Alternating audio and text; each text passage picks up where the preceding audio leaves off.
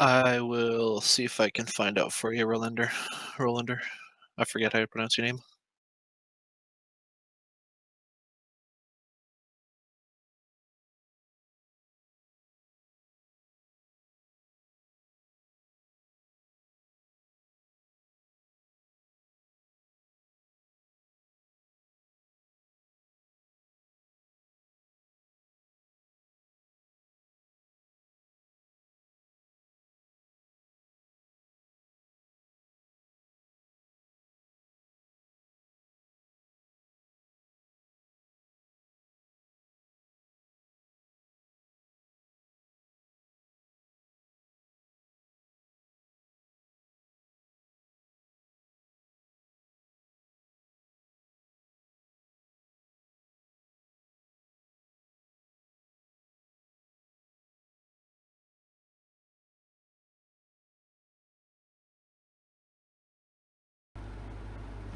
What I also want to do is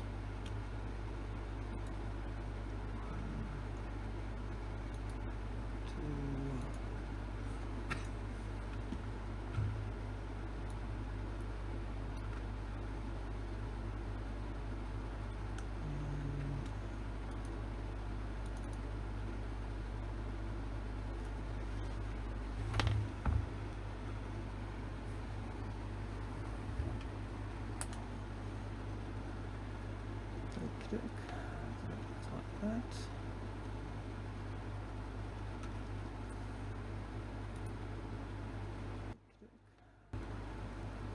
Okay, so if I've understood correctly, the mic should be working. So if you go to a channel now, it should be up, and it should be going. And if I go to edit, Alright. go to a channel now.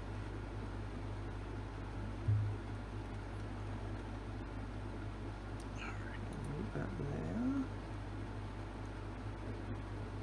I go to videos. I think I figured it out. And live. I can hear you. You can hear me? Alright, so that is working.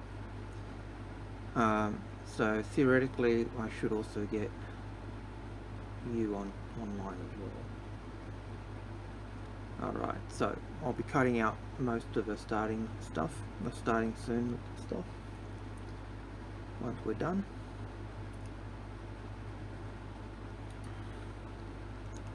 Yeah, so you're coming through on the stream.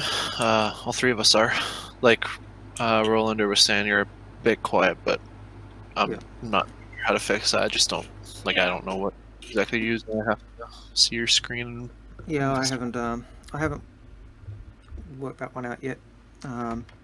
It will be the same type of problem I think we were having on info runners, where execute was quiet. Yeah. And I think that was being caused due to well, I'm assuming possibly, maybe it was being caused by the fact that he was streaming, and so it was some aberration caused by being the streamer, and well, I know, and then going through Discord as well, but that's a speculation. So yeah. Someone mentioned to him in his microphone settings in Windows itself that his microphone was only set to 75, or they said to check it, and he said that his was set at 70 or 75. So you could check that, and if your microphone's only at not 90 or 100, you can always set yourself up louder, and then Rolander and I can set you lower in Discord to compensate, and then that'll benefit the stream. So go into Windows, and we go to, that's going to be devices, I'm assuming, or sound. Should be in your sound control panel, and then in the recording tab. Okay, let me just find the sound panel. Sound input. So we're after the mixer options, aren't we? Is that right?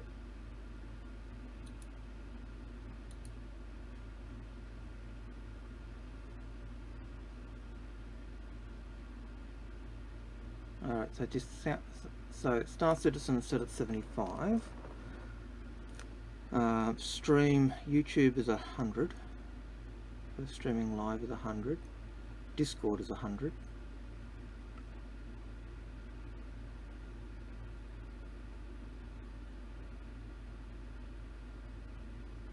So yeah, I don't know. Is that your volume mixer? But my streaming YouTube was not set to. Because if you're on, I assume you're on Windows 10, correct? Okay. In the bottom right of your taskbar, there's the little speaker icon. If you right-click on that, and then there will be an option that says Sound Settings. That should bring up a Windows 10 sound or a Windows 10 settings page window. If you go to there and you scroll down a bit, there should be an option that says Sound Control Panel.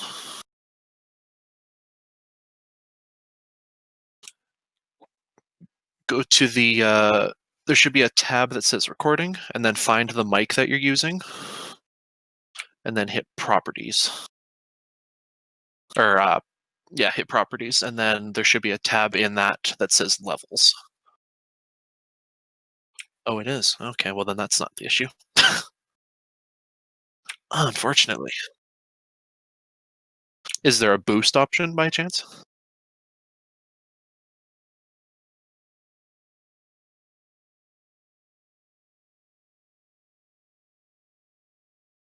Should be in that same section as the properties and then levels.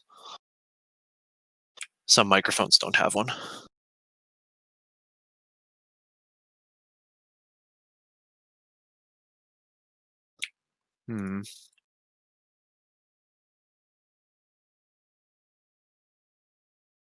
Interesting. And I assume in that first Windows sound page that the volume was set at 100 as well. Interesting. It's really odd because me and you blow our ears out. We can barely hear Algared. Yeah.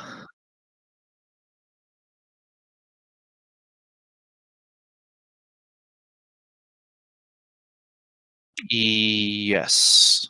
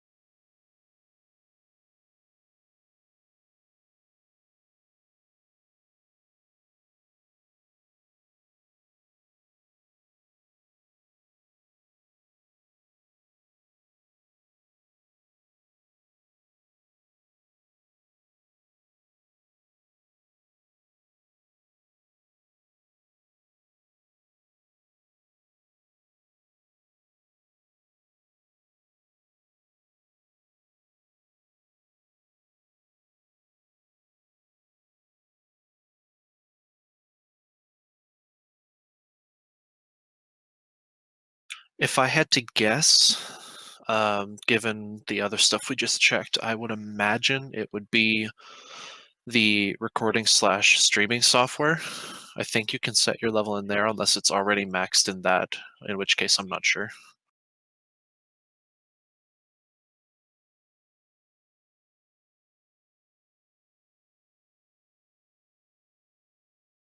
Yeah.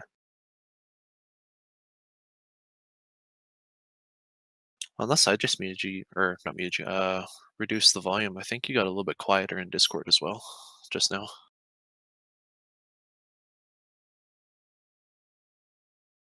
Alrighty. Yeah, you've come through quieter on the Discord side as for me as well, and I will just unmute the stream.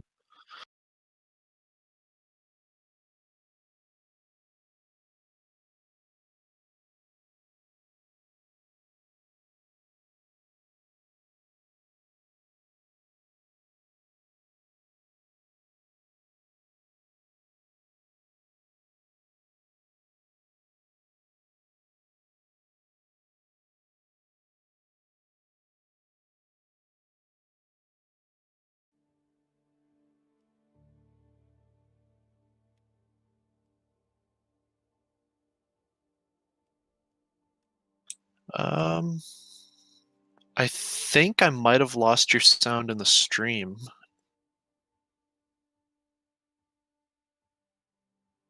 Yeah, I in that whole time you were talking, I didn't hear you at all, and then I just heard myself again.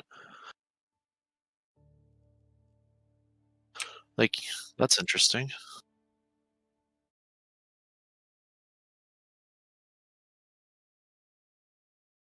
With that. Now you can hear me in the stream. Just waiting for it to catch up. Yes, now I can hear you back in the stream again. You're still quieter than Rolander and I, but I can hear you again. Working.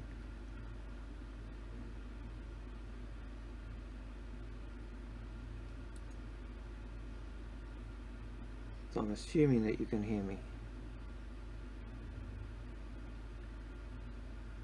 I can hear you on Discord, barely hear you on YouTube.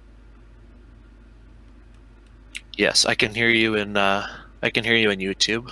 You're just quieter than us, but if anything, that's still better than no voice.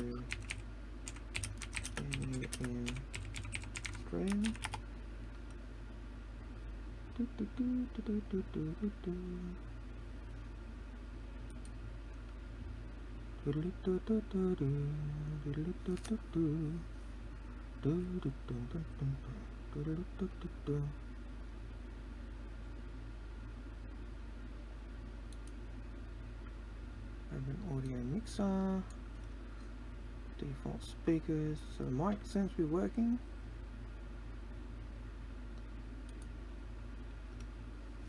Okay.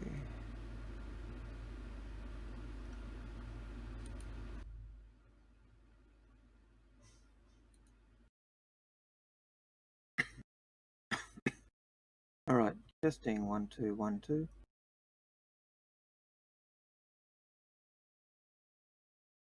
Testing 1 2 1 2.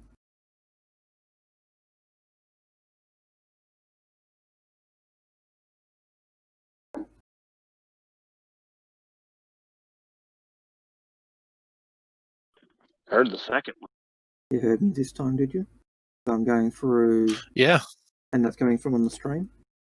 Yes, it is. Sounds a little bit louder, so I think that's a step in the right direction. I don't know what I've done. Audio. Audio to that.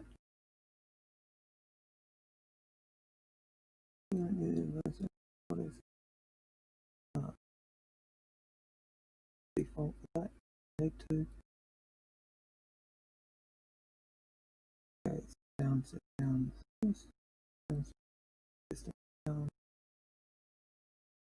Microphone is that. Volume range 100%.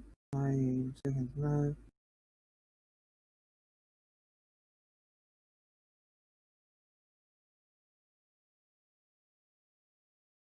Well, I'm assuming that at the moment it's working. I think so. So I'm going to OK that. I'm going to apply that.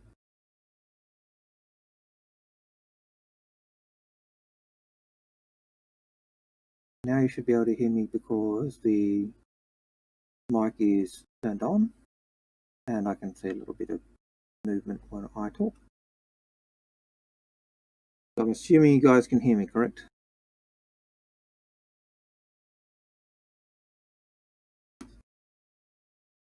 Alright, I'm not sure what I've done.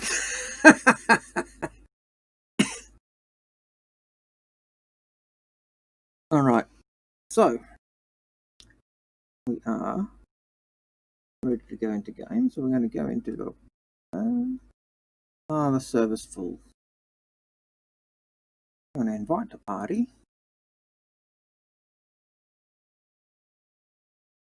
Yeah, sure. I'll add you to friends. Ooh, I've got 3 friends. I've got 5 friends now. Ooh. Invite the party. Although my intent was just to wander around. Literally to wander around Lorville picking up presents.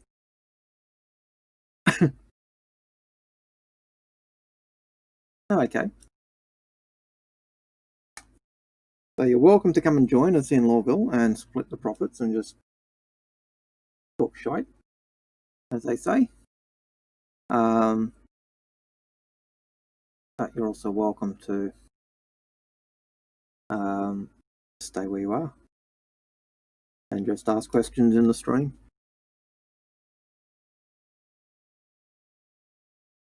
Right, so I'm going to you got Penguin, whereabouts are you? I mean in terms of location. World location. States, isn't it? Alright, so I'll try the best and go to location. You guys are in menu, are you? And Rolanda?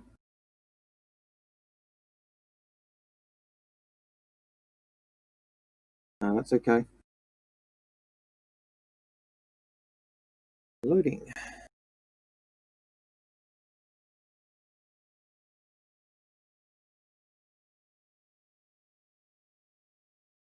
Yep. Okay, so now we're going to try and stream into this as well.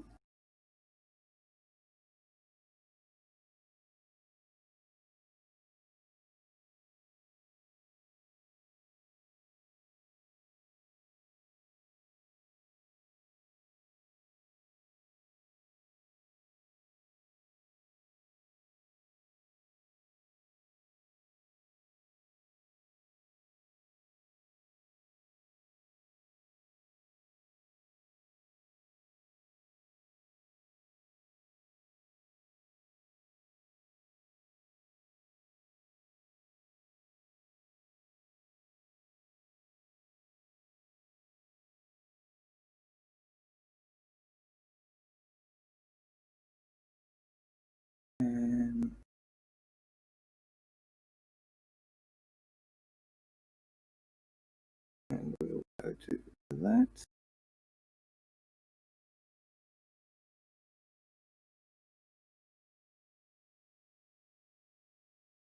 It's not going live, is it?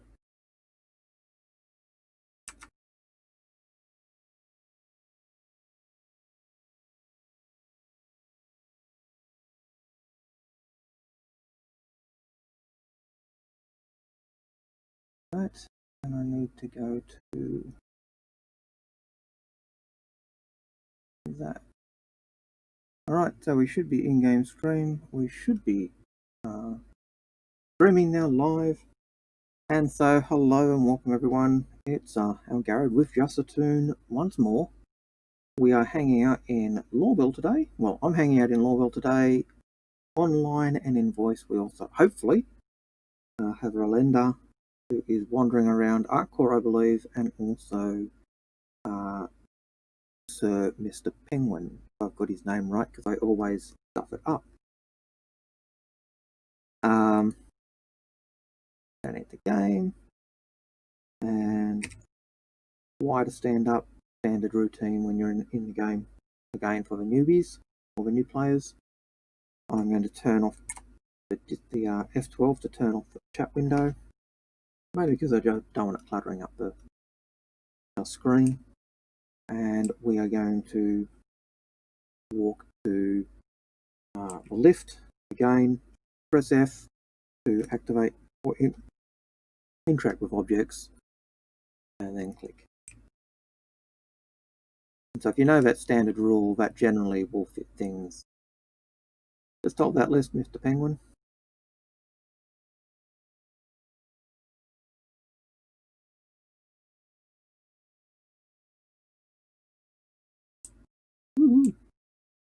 Oh, ladies first. Which right response is? Which response is? You ain't no lady.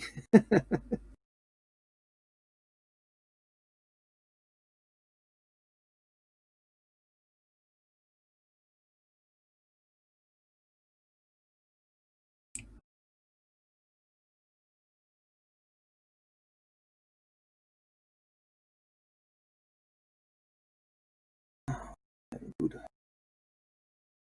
And look,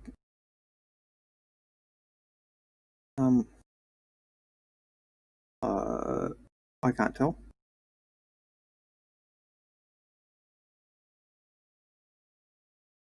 But from my end, I'm not getting the.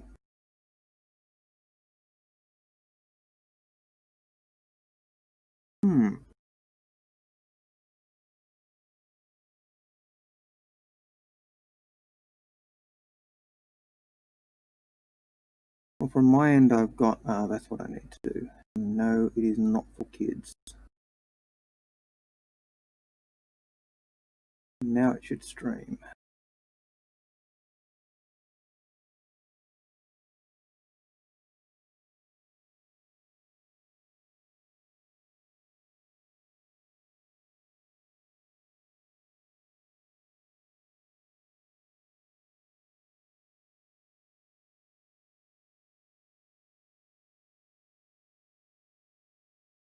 Come on.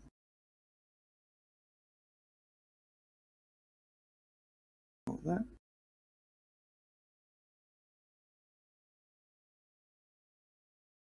Okay.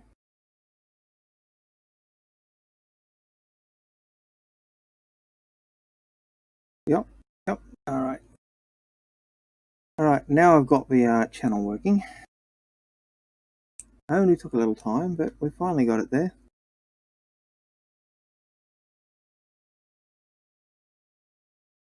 Yep.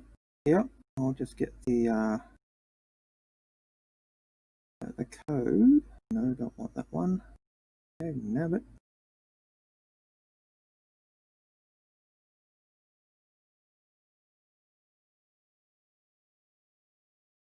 All right.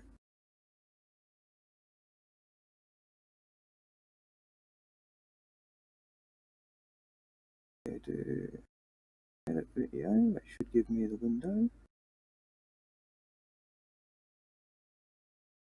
Frame. There's the frame.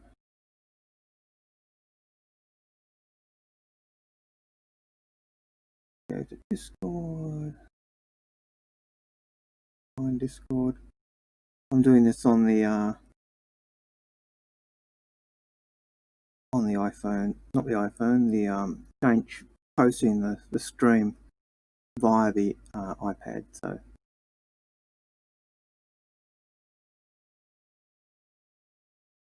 into media and links.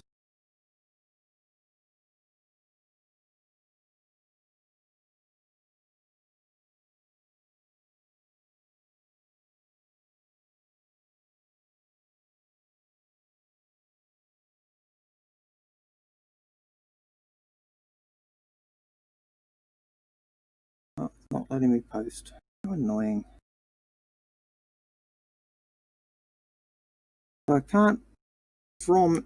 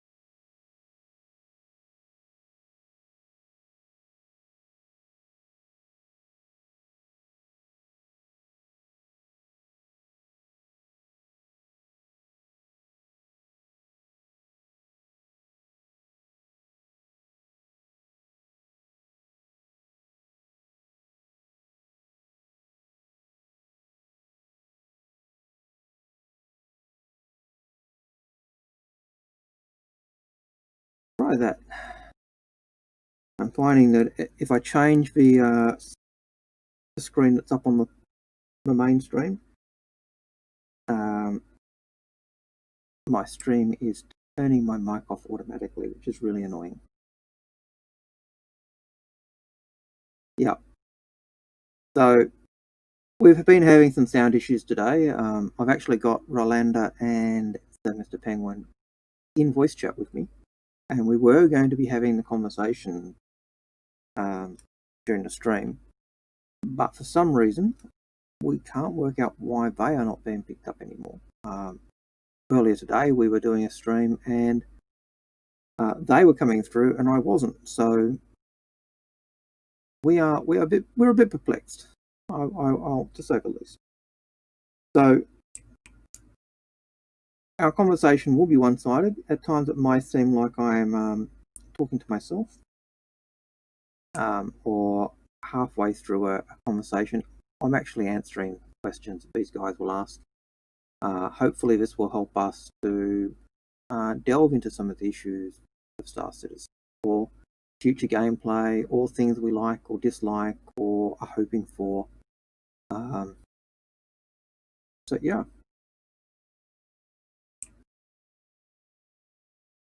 So I think one thing we were talking about earlier was the C2 and what we thought the or what the C2 can do. Now we know from the description of the C2 or the Hercules that not only can it carry vehicles and 2 Tonks and I think it's 8 Ursas and 10 Cyclone rovers. It is also in the description said to be able to carry ships, and I've heard 2 Auroras, but the question is how many ships it can carry. And one of the things we did earlier is we took an Aurora, not an Aurora, we took the Arrow and the Ursa, and we compared them in size in-game, and the Arrow's about the same, when it's folded up ready for landing, the Arrow is about the same width as the Ursa, but about double the length.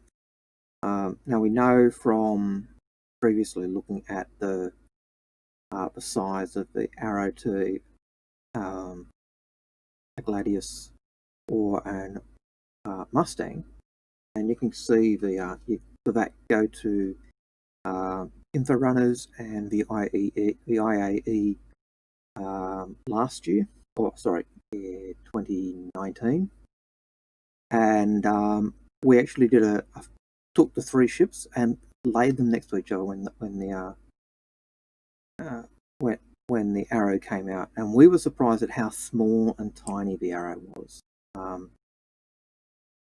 It was really minute compared to them, and for me it makes sense that as a result of that, and as a result of how good the Arrow seemed to be in combat, that CIG actually removed one of the shields from the Arrow.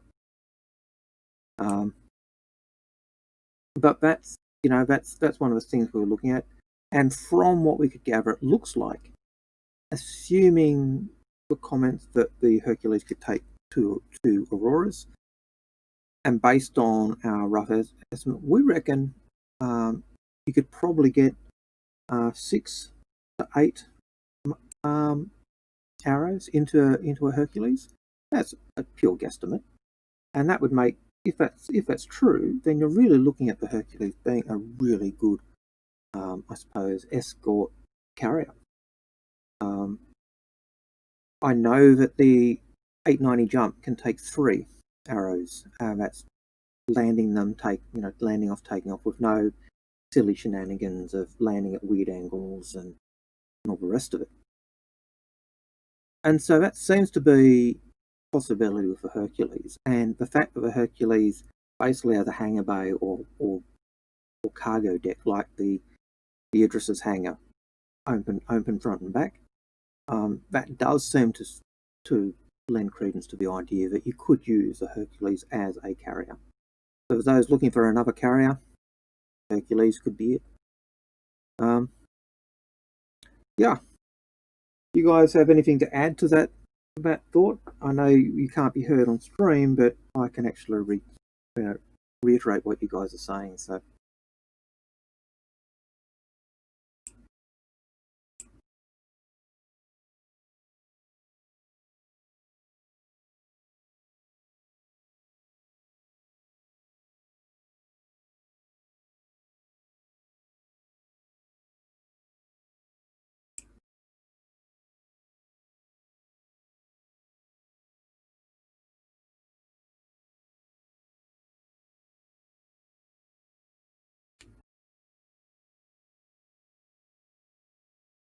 Yeah.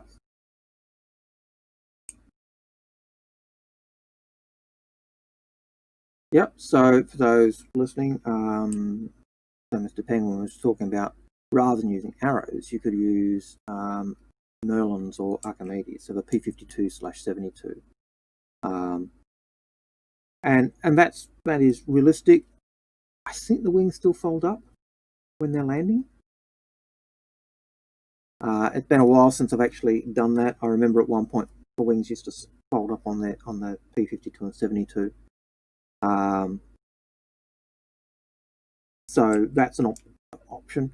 I know, talking about Fix My Fleet and the role of the Polaris, and I suggested, you could probably put extra P52s in there, and I know I was actually thinking that earlier about using that for the Hercules as well, putting P52s into that instead of the Arrow, and being a small ship, possibly being able to get double or two arrows or three P52s or P72s for every 2 arrows. But either way, if you can get more in, then if you can get 8 arrows in and you can get, say, 12 P52s in, then you've got an option where you could have your normal crew plus 12 other people on the Hercules, and launching those ships out to cause grief and mayhem to any foolish enough to attack you. Certainly with the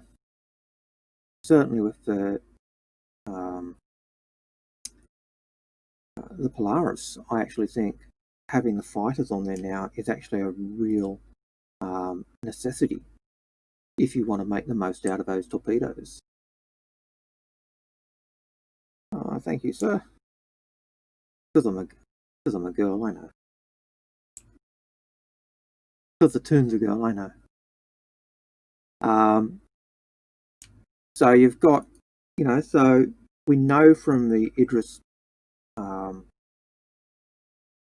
mission that if you're just firing torpedoes at the Idris, the Idris will just shoot those torpedoes down.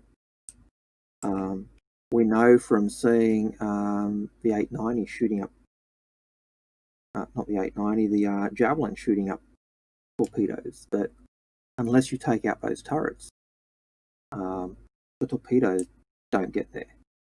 And so having the fighters to be able to take out those turrets makes real good sense. And I can see that being the case for using a P52 or a P72 to do that as well. And that'll be useful for any ship that's got, if you've got an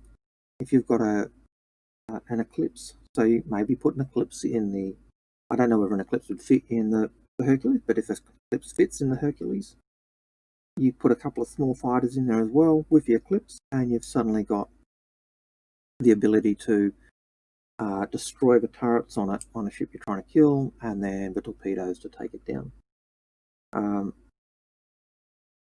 So there's a lot of options for the Hercules, I think, that are out there, but it's speculative at the moment.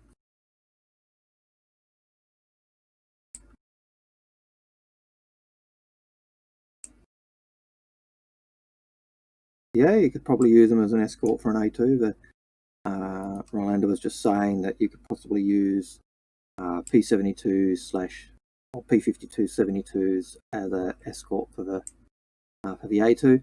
I think if you're looking at those, you could probably use them for any of those ships.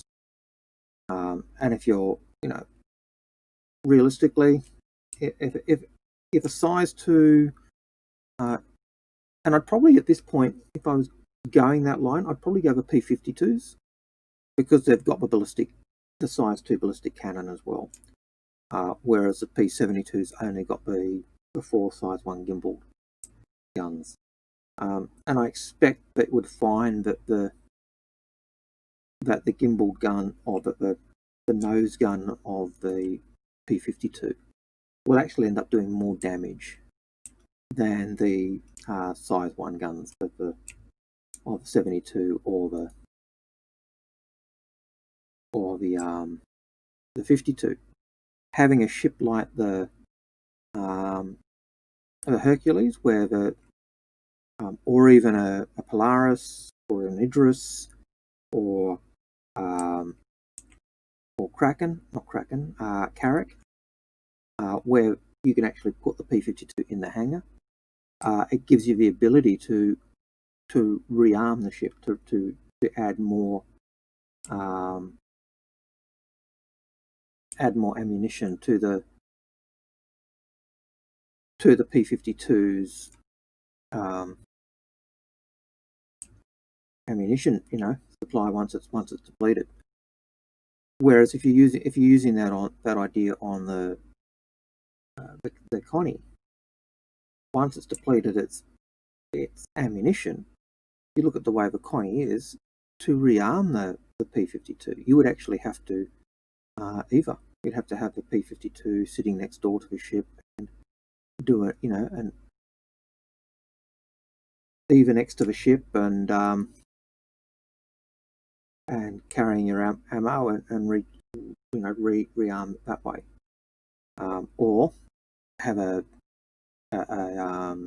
Vulcan or a Crucible or something with drones that was geared up for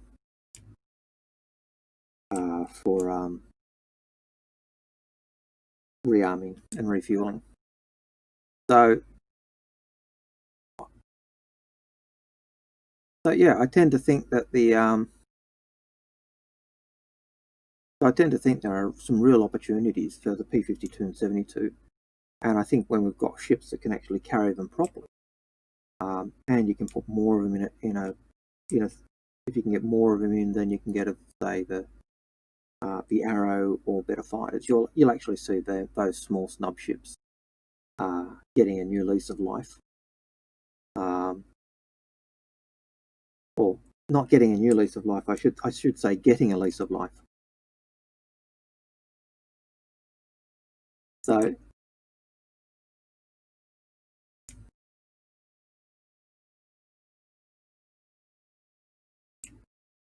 I'll be honest, I can't count on one hand.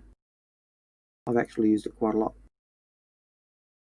P-52 in, oh man, I did Pirate Swarm in the P-52. That was ages. I think Execute, myself, and I can't remember who else, the three of us, and we were using P-52s. And I didn't mind using the P-52 in Arena Command because, you kill something and you get the ammo drops, and so you just keep refilling your ammo.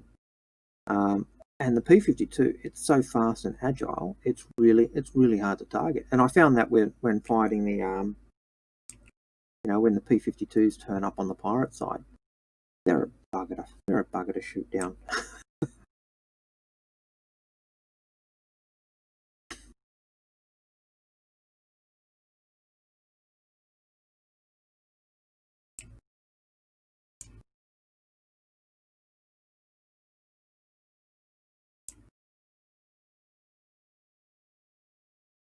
Mm.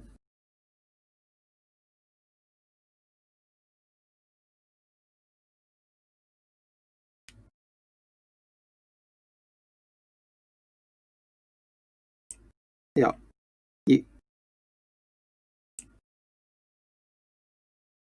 Yeah. So Mr. Penguin was saying, one of the things he finds enticing is being able to use swarm of P-52s or 72s in something like a Hercules, you know, and a pirate comes up to go, awesome, we're taking out this silly boy, and you open up and all of a sudden it's a swarm of angry bees. And it's one of the things I think, you know, people have downgraded or knocked the dragonfly bait in the Kraken. But that dragonfly bait adds an extra layer of ships that can be doing, that will be attacking you.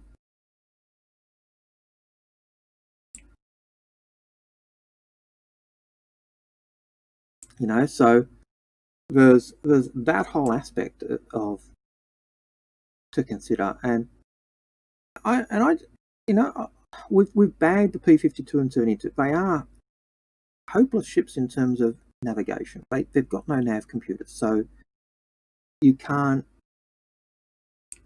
target something and then use the markers to fly there. You've got to eyeball what you're doing, and I think that's a problem that the ship gets. I know that CIG have said originally the idea was that the P-52 would kind of take the information almost like an umbilical cord from the mothership, but I'm pretty certain that disappeared soon after they decided to do, you know, to do other things on the ship. They may still do something like that with the P-52-72. I know it was supposed to be something that we're doing with all of the snub ships way back, you know, and this is ancient history stuff. So things change. So, you know, who knows what's accurate now. But I know back then all the snubs were supposed to kind of have this arrangement where they'd take the information or be fed the information from their mothership. And if that's true, then we should see the P-52-72 get that, and maybe it's what'll happen. What comes when the ship is, you know, docked or leaves its mothership, rather than being an independent ship as they currently are.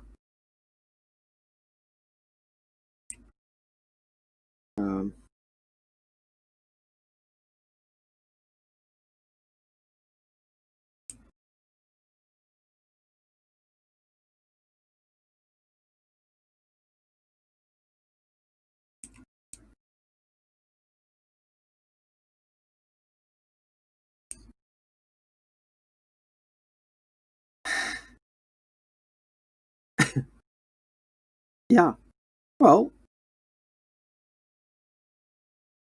you look at the P-52 with its size 2 ballistic cannon. Ballistics tend to chew up shields, or they penetrate shields and start to chew up armor. Put the disruptor guns on, you know, size 1 disruptors on the P-52 as well, instead of its size 1 guns, and you suddenly get a ship that is causing grief and mayhem to other ships. And you know, you can't just ignore those little ships. You've got to deal with them. And the question is, do I take out the mothership first, or do I deal with this massive swarm that is swarming over me? And if they're able to take out your turrets, then you're opening yourself up to torpedo attacks or other forms of attack, or even opportunities to be boarded. So, you know, those little ships, that they seem really bad, and we've probably given them a lot of, you know, bad stick over the days. But I think they're the types of ships that will have a role and a purpose, and yeah, it'll be interesting to see how they get used in those bigger ships. I originally thought with Algared having an Idris and just putting P-52s or P-72s in the flight deck. And again, I wasn't worried about the ballistic ammo, because because you've got a proper hangar bay, you'd be able to rearm the P-52. And that was one of the things that I think a lot of people, and I think even I've forgotten, So that's one of the things the Constellation lost. The original cargo, the cargo bay of a Constellation was originally the P-52 hangar. And so the idea would have been, you could have actually done the maintenance work on the P-52 in a closed environment, so you wouldn't have needed a flight suit. And I think the idea of the cargo bay was the fact that when the P-52 was in there, what would happen is that when it was being lowered, you'd have an air shield across that opening. It's a shame that the P-52 didn't fit, but I think that's part of the reason why. I think that's part of the reason why the Constellation hangar, not hangar bay, but cargo bay, is so deep. The idea was that was where the P-52 was going to go.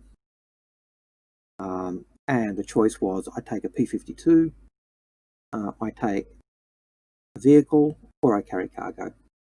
And so they were real choices. Whereas now, it's probably right to consider the Constellation a cargo freight hauler, because now it's, well, I've got the P-52, but I can also carry freight.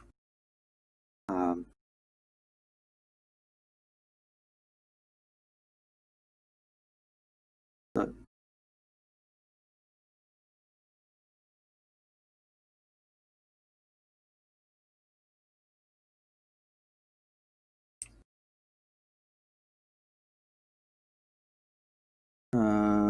which model? Where are you looking? Up the top. Let me run down to the end, like I never do. Okay. So these are the models you get with Gladius and Gold. So if you get 5 referrals, I think it's 5 or 10 referrals, you get the Gladius and you get the models. And I think these are all pretty much based on the old models of the ship, because they're, you look back to Gladius and Gold and they're pretty ancient. And the Gold ships, I think, were also originally a subscriber perk. So they were one of the things we got. I think we got them.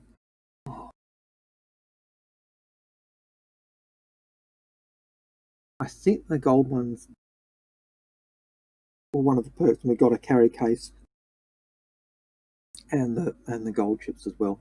I might just be mixing it up with the Mustang one, where I think it was a Gold Mustang and the other Mustangs in a circular case as well. But I think from memory, and I'd have to, and the fact that I can't really lay them out in the cargo bay anymore, it makes it difficult. But yeah, they were all the Gold ships were, and I think if you go around, there's 5 of them. So let's see, what have we got? So we got the Hornet, Connie. All right, so there's 6 there. So there's a bit more than the Gladius and Gold reward. So the Gladius and Gold, I think, was the 5.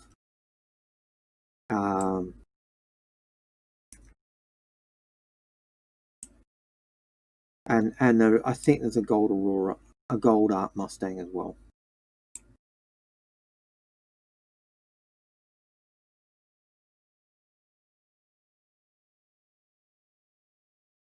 Yeah. Well, you can get them. I think you can check them out in the subscriber website.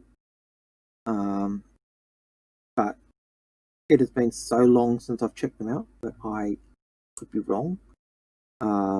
Again, you used to be able to put them down in the hangar module, but the hangar module seems to be playing up, partly because I think it's surplus to needs now.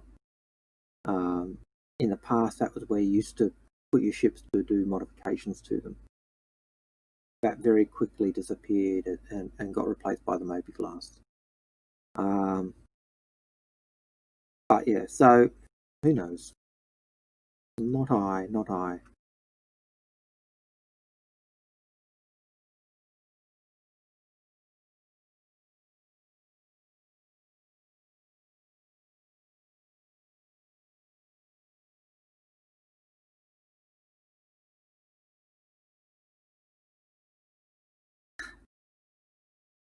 Yeah, that was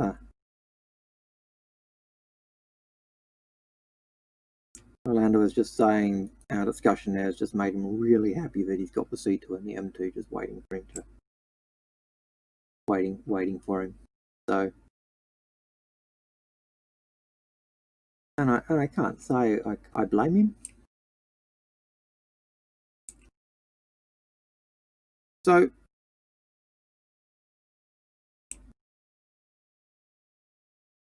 all right, okay.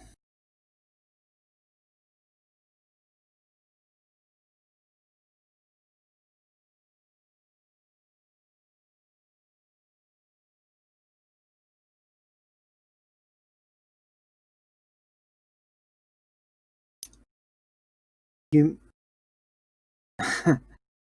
you might find, just on memory, it might be that the gold Mustang was a Christmas gift from around 2014, 2015. So that might also be a possibility. I would have to check my folder to confirm that.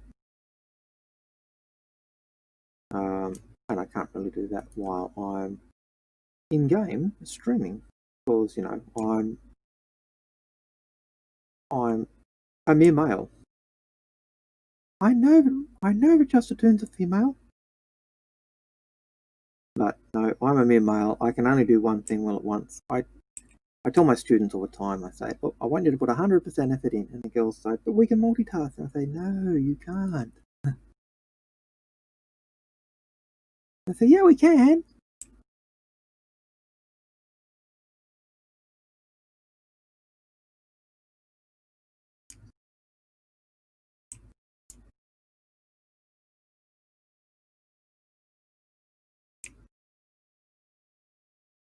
Yeah. Well, you know, I tell my students, you know, look, I want you to put 100% effort in. And the second I say that, they'll say, oh, but we can multitask. Oh, yeah, but and I say, yeah, you can multitask, but then you're not putting 100% effort in. You're splitting the time between the different things. They go, but yeah, we can. But, you know, it's nice when you can actually have a fairly good rapport with your students. It does make the whole process of teaching quite good. It also helps when you enjoy the subject you're teaching. So, and when you enjoy, and I enjoy the subjects I'm teaching. I teach language. I teach Indonesian. I teach history. I teach geography, and geography is probably the subject I like least, but I still enjoy teaching it. I love working at the school that I'm at. The students are generally really great. I am just really, really blessed and lucky to be at the school, and I enjoy every moment of it. So, I might jokingly at times talk about, you know, school is so annoying, but I can't say that I don't. Oh, wrong button. I can't say that I don't enjoy it. I really do.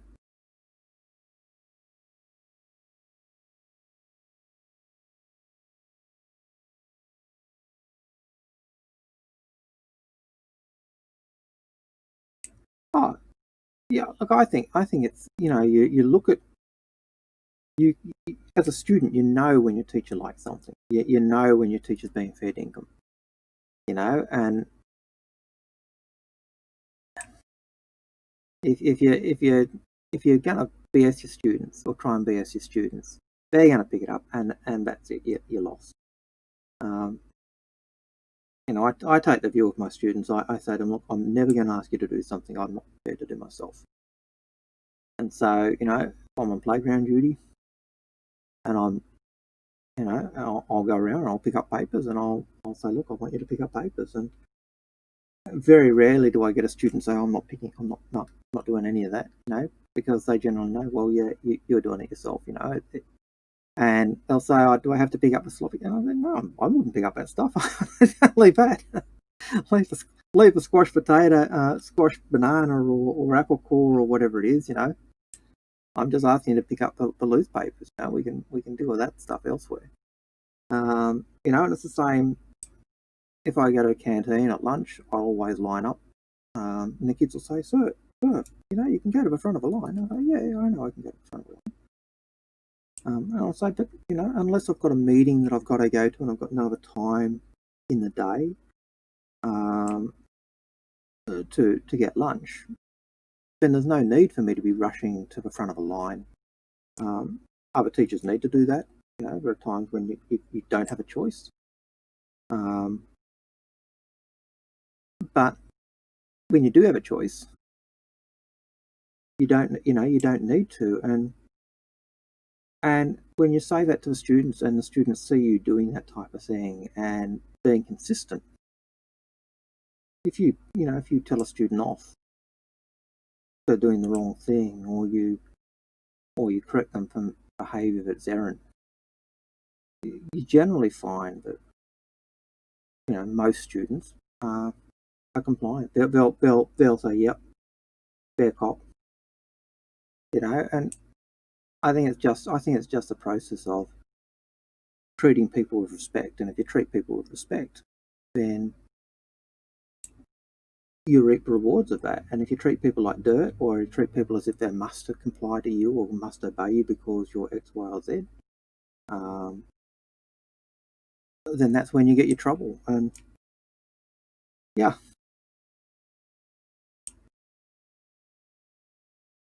It's one of the things, like in my org, I'm in Southern Cross Alliance.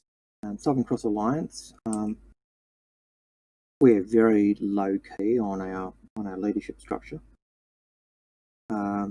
We tend to say, "Oh, I'm full. Yeah, me." So let's see. That should be 109 in this one. So let me just double check.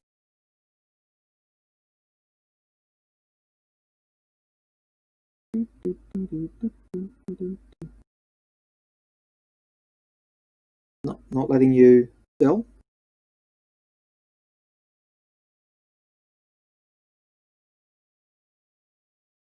Yep. So try taking him to the admin office. So Rolando's just saying he's having difficulty selling his Luminalia gifts. So what you want to do is take them to the admin office. That's where I found they work.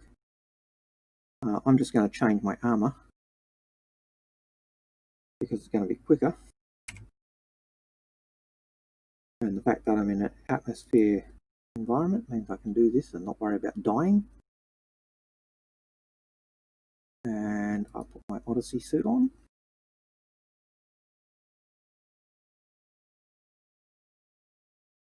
I'll close that down.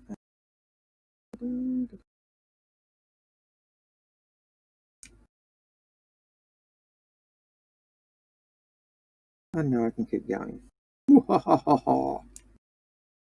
So, for those watching and wondering what the hell I'm doing, why am I doing this as a newbie channel? Well, or as a beginner's guide. This is Luminalia. Luminalia is the beginning of the year. And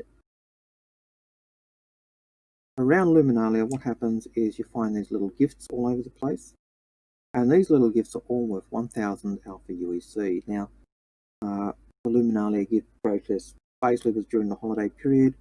I believe we're likely to see the holiday period end, I think tomorrow. So tomorrow around midnight is when we'll see the Luminalia period end. Now, why do these?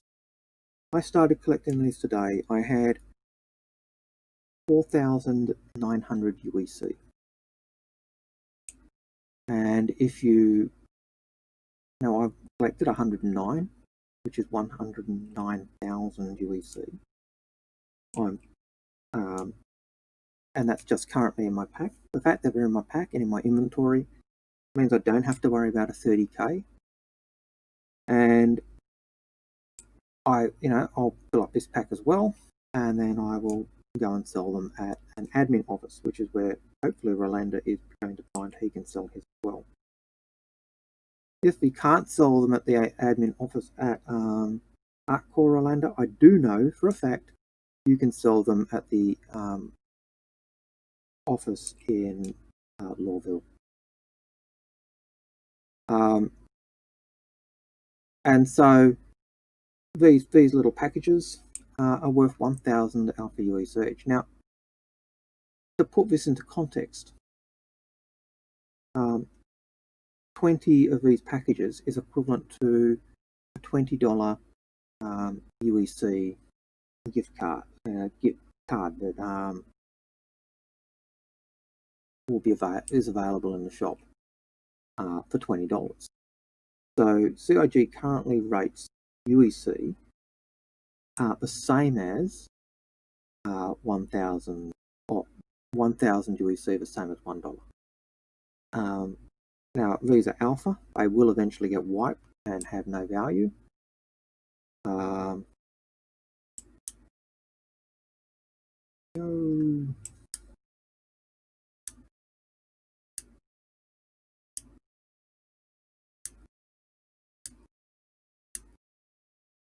I think I might be stuck behind here now. No.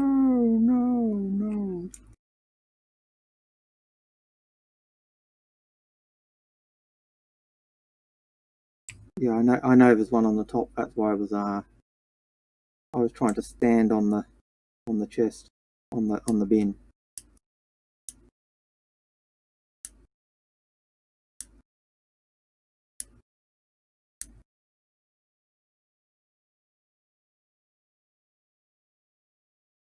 Yeah. Oh well, I'm going to have to unless I can get crawl. Sometimes crawling actually helps.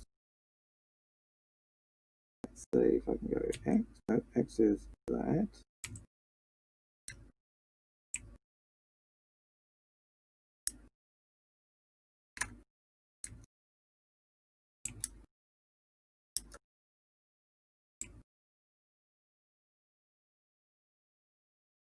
Yeah, I think I might need to backspace, unfortunately.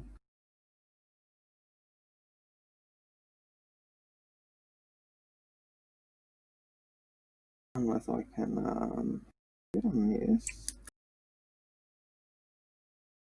No. Nope. Okay, let's try. Wiggle. Nice sideways. No.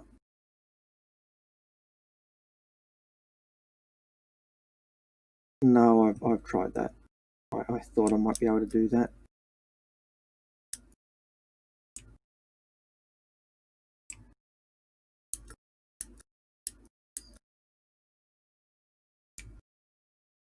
Yeah, unfortunately that's not going to work. So, let's see. I wonder if I could do...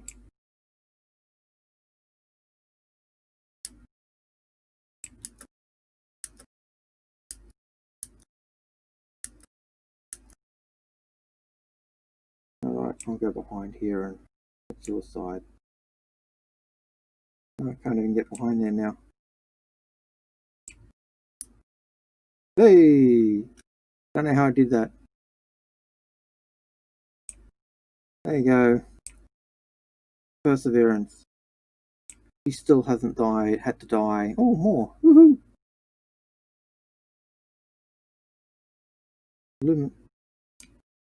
So Luminalia is basically the New Year's process. In-game, Luminalia is basically a brand new custom humans have adopted.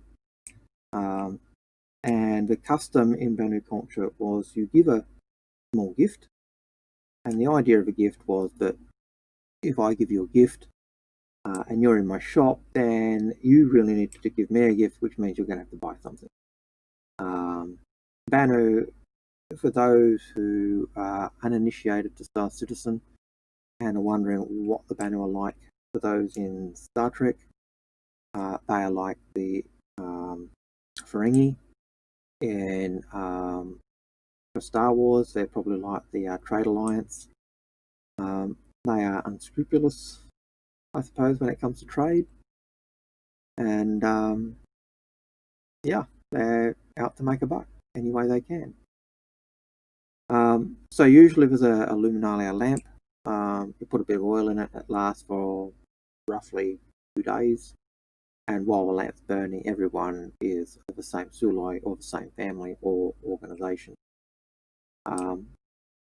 It's a kind of a we're all friends, we're all buddies type period. And the idea of these little gifts is the shops took on that idea as well, and they pull these little gifts all over the place, and you collect them, and then you take them back to the shops and get some form of small reward.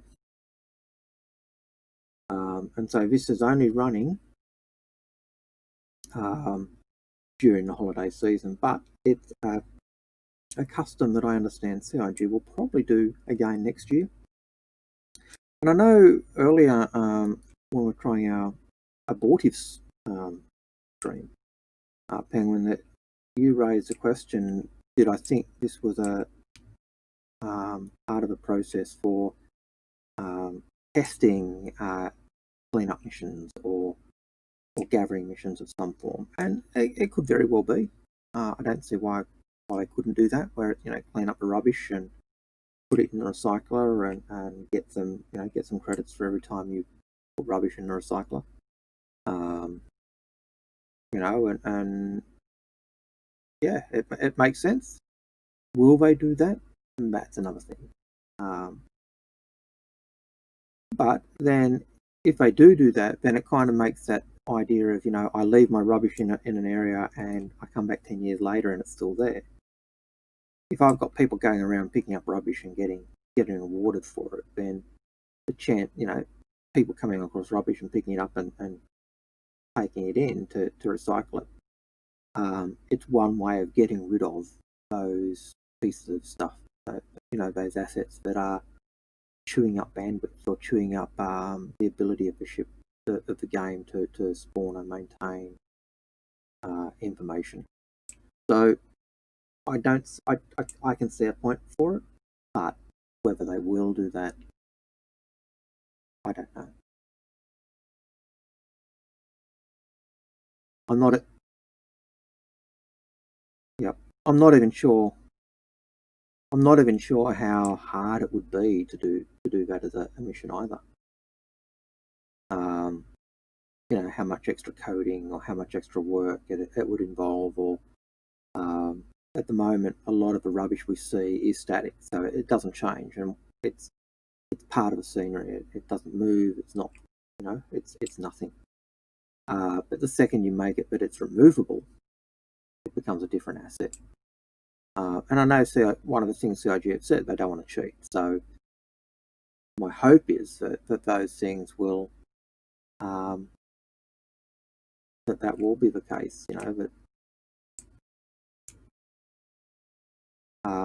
That we will be able to move those things and recycle them and clear up the rubbish and that. And then we've also got the gas field beasties, the little crabby, the blind man's crab or whatever they call it. Yep, blind only crabs eat rubbish. That's why they've taken over. That's why we've been able to take over, and become a pest in Lorville. Because Lorville has created a toxic wasteland.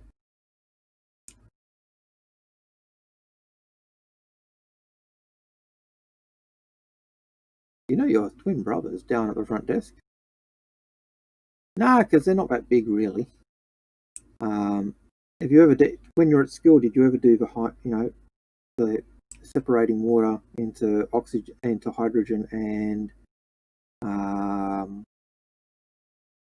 oxygen?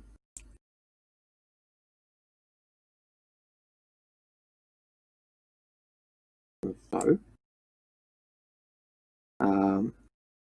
was that you didn't do that because you went to a church school?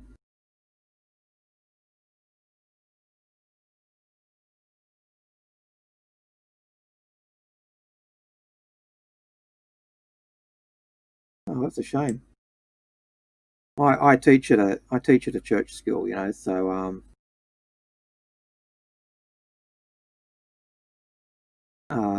so and we'd encourage our students to be free, to be thinkers. I'm a Christian. I say to kids, look, don't believe things just because I tell you to believe it. I can give you the reasons why I think this is true, but you need to weigh up the evidence yourself. And but I can remember doing, I can remember the science teachers at the School of Math doing those types of experiments before public health and safety kind of had an impact on that and stopped them.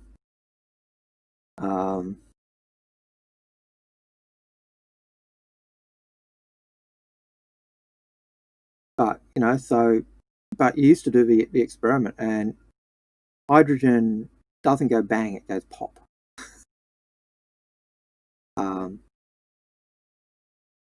But you can also see them as being hundreds of little Hindenburgs.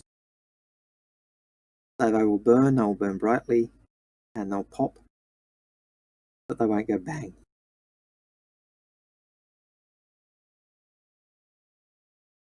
Sorry, sweetheart. With your monocle, I've already emptied them out. Now, what does a concierge holding monocle wearing person need to be gathering up all of these little boxes? I can think of many reasons, to be honest. That just means they've spent, the monocle indicates they've spent at least $1,000 in game, their concierge. And even the big concierge packs, you get them and they give you 50 ships or 60 ships, but you still only start with 20,000 UEC. That was one of the things that when the Nomad came out, they had a combo pack for the Nomad, and it came with 40,000 UEC, which was wow. So that had P50, that had Squadron 42, it had the PU game, and it also had 40,000 UEC, and that was like combo.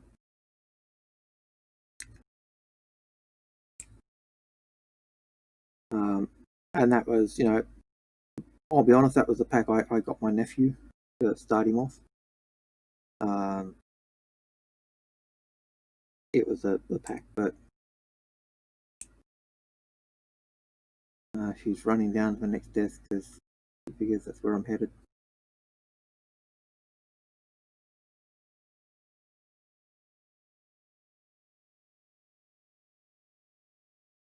Have you caught up with us yet, Rolando? All right. I'm just out of range to see your ship coming in. But you're probably in your hangar now, aren't you?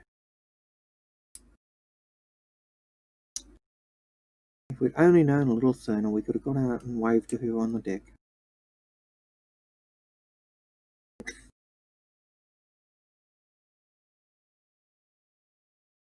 You went what, sorry?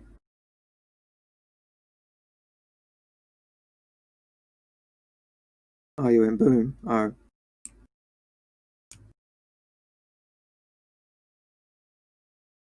What ship were you happening to fly?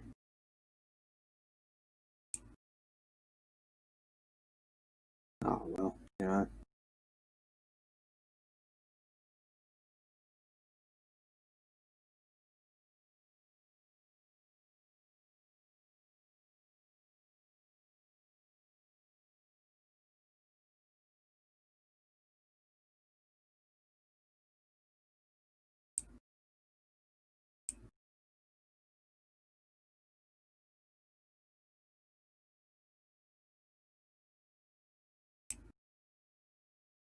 all right.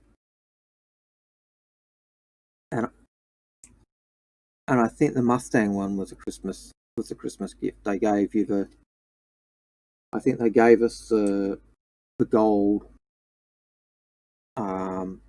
Mustang in the carry case, and then you had the spaces for the for the other ones, or it may have been they just gave us the one normal one, and we had to then, as the months went on, they gave us the other things. There were times when the subscriber flare gifts they were giving for subscribing were pretty lame. You know, like a suit of armor, a rapidly skinned Odyssey skin, so Odyssey armor, Odyssey Odyssey skin, and the arms and the mask and the chest, arms, legs, and they doled them out one piece a month. And they did that for 3 or 4. You know, there was the Rust one, there was a such and such, and I can't blame people for getting a bit narked at it. You know, it was such a, how many undersuits do I need? You know, but then one special subscriber flare they gave was the Big Benny's machine. Now that was a subscriber flare worth having. I would have loved them to do the Pips drink machine as well. I'd love them to do a video game. You know, a couple of the video games.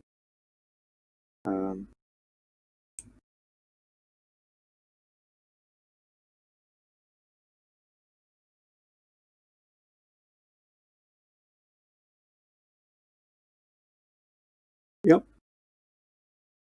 Oh, dear me.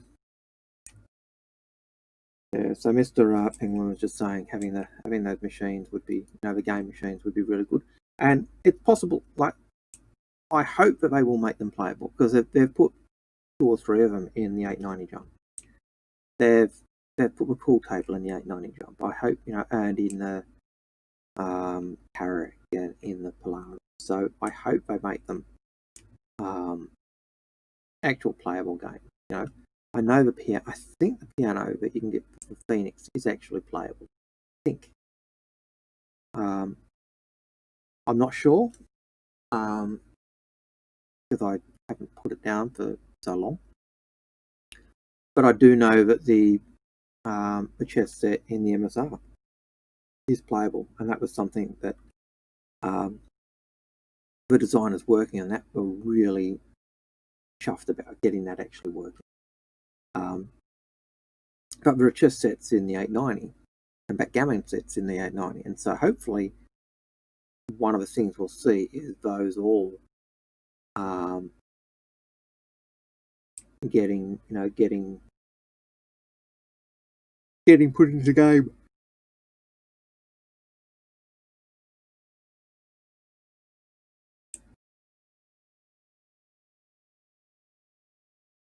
So the beauty of these gifts is, while they are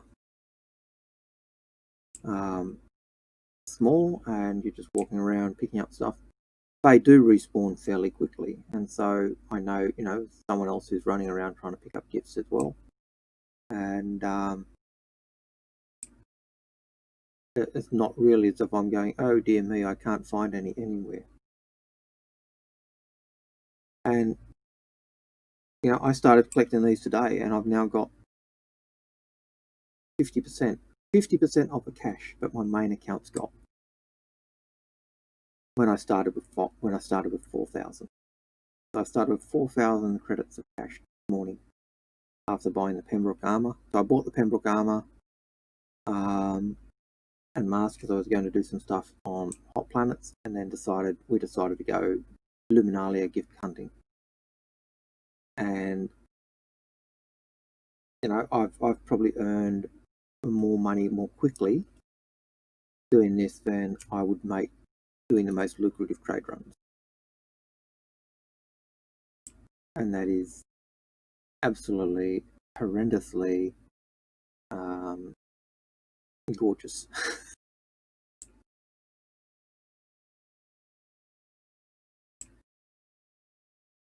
If it was continuous, the economy would be broke. There'd be no doubt. And they're respawning, you know, probably every 10 minutes they respawn.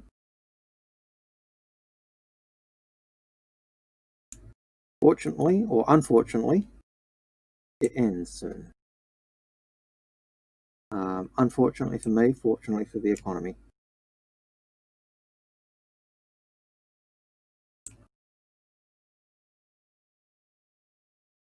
We'll go get that box. I wasn't going to go down here, but there's one in plain sight. Might as well pick it up.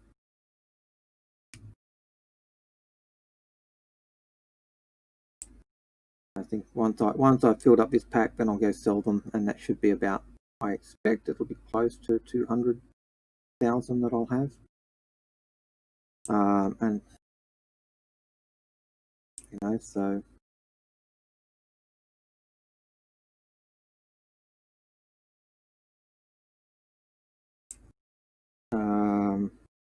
in the backpack I'm wearing now, I currently have 34 in this pack, so that's 35 in this pack. It just updated, so that's what, 130, 44. So 144,000 Alpha UEC that I've collected basically tonight, and that's huge. You know, so I want to close that.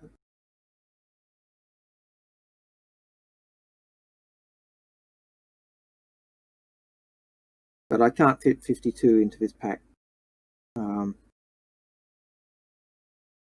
Orlando, because I do have some food and water in here.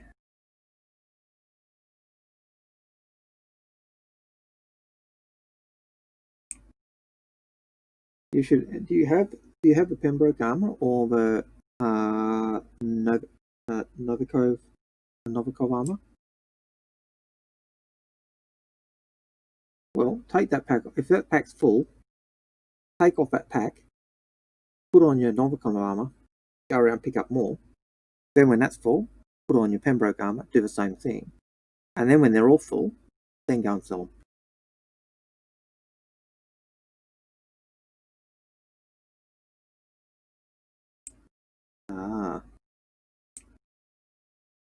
Well, that's no good. But usually your inventory doesn't empty when you die.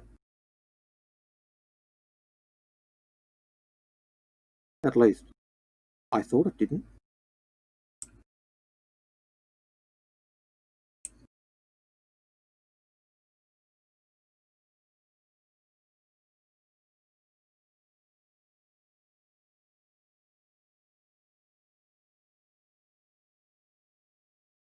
That's the new one, I think.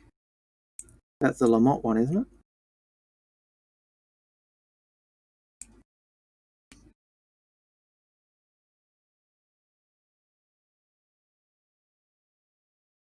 I did.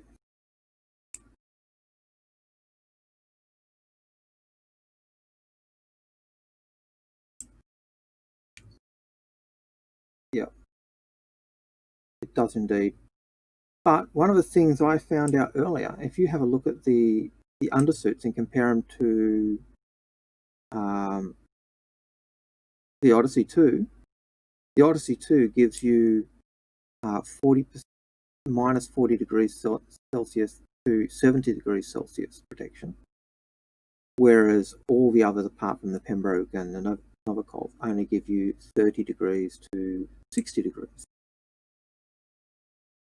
And so, well, minus 30 to 60 degrees. And so the Odyssey armor is actually, the Odyssey undersuit is actually the best undersuit of all of them, apart from the Novikov and Pembroke.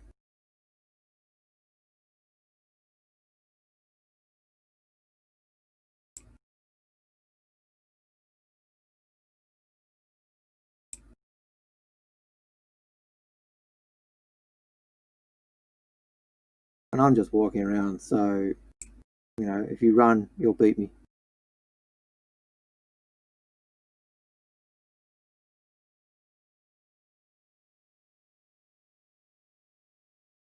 That's right, you bought you had your epiphany moment, not your epiphany, but your eureka moment today. In terms of what we've been saying about buy ships in game, you know, buy the small ones in game of what you earn. And Rolanda was saying that he spent about 10 hours, 2 hours a night for the last 5 nights buying, trading and mining. And he said that today he actually bought a Hawk and a Vanguard, wasn't it? The Warden. So a Warden and a Hawk. He bought with the proceeds. That he'd made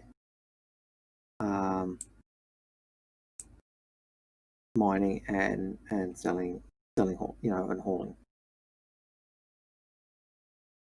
So 10 hours to get 2 ships. That's pretty damn good.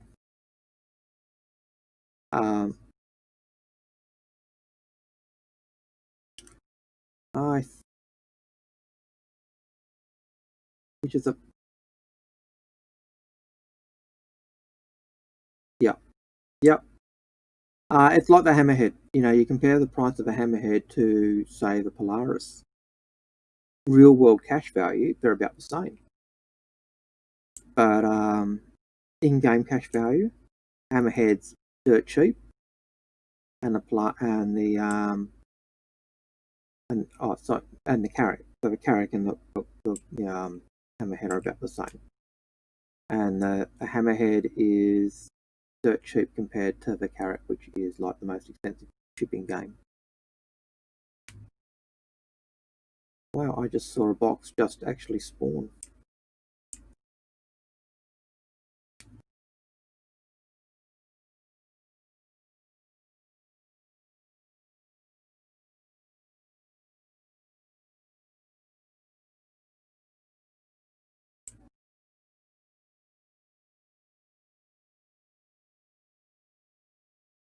Yeah.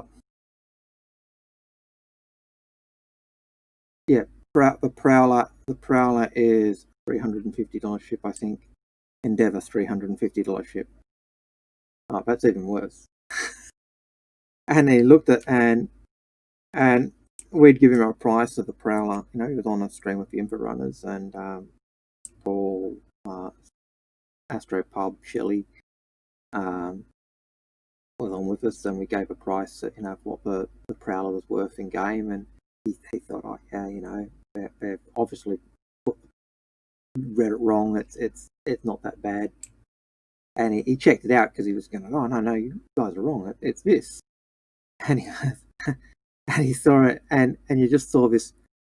You saw him having palpitations. It was oh my gosh, oh no, oh wow.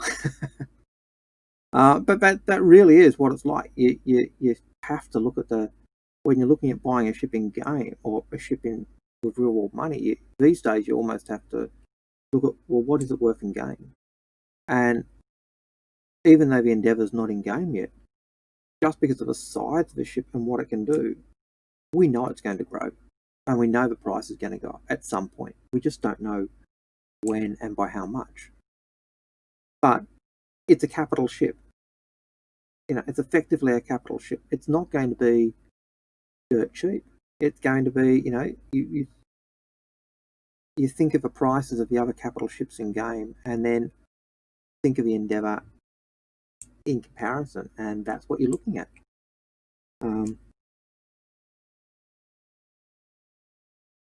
So even if you said, well, it's the price of a Corvette, you're still looking at a $250 increase just for the base model. Even if you double, even if for the Endeavour, even if you double the price of most of the components, even if you triple the price of most of the components, there's still most of the components on the modules would still be under $100. And that means when you're looking at buying them in game, in comparison, that you're looking at the moment they're the same price as a Rover or a P52, P72, and they're relatively easy to buy in game.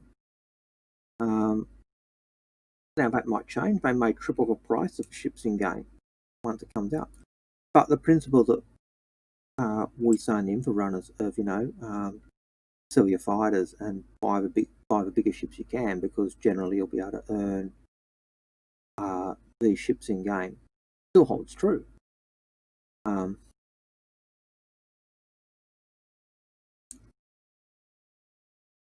I'm full.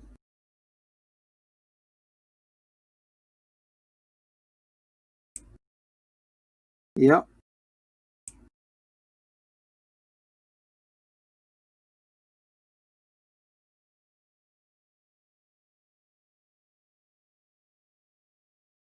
I would say, which one do you... Never a claimer. I'm tempted to say the Endeavour is what you want. But the thing I know about the base Endeavour is that it's limited in gameplay because it doesn't have any modules, and so you'd be needing to buy those in game or pick up modules from the shop. And I don't think the modules individually are worth it. There's a couple that are over 100. There are a couple that were $100. I think the telescope was $100. I think it was either the collider was $100 or the hospital was $100. There's like those. The others were generally fairly cheap. It may have even been the the hospital, the farm. I think 2 farms were 100. But it was those types of things that were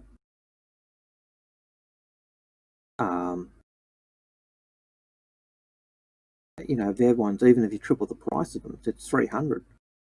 You look at the ships that are $300 and how much they are in game, and that at least gives you an idea of what CIG is looking at the pricing of them. And even if they triple the price of them, again, earning them in game will be still cheaper or better than trying to buy them and do all the other stuff that goes with that. If you buy it, I kind of vacillate between the value of the master pack and those. The master pack, I think the advantage of it is it does give you that ability to have LTI on all of those packs, but you look at what LTI is, and it's just a guaranteed safety net insurance for those components. It's not saying that it's something that CIG right from the beginning have said is a minor convenience. If you've got big ships, if you've got capital ships, then yeah, you might find that insurance saves you a pretty penny. But for small ships, it's minuscule.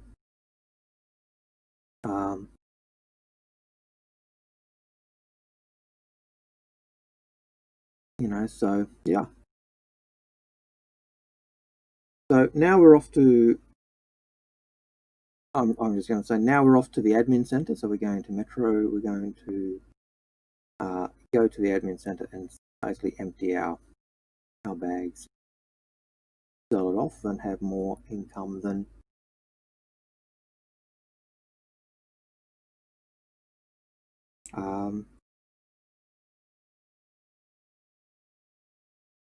then you get mining for an hour.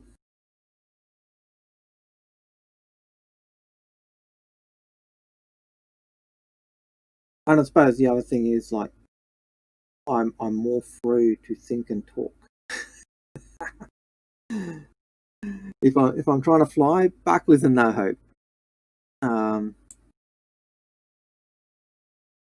I'm generally hopeless at multitasking. As I was saying earlier, I tell my students you can't multitask.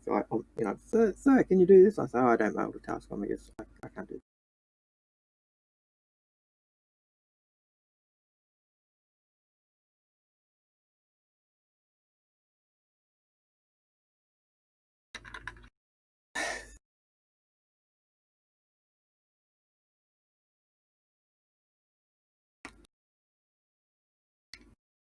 Yeah.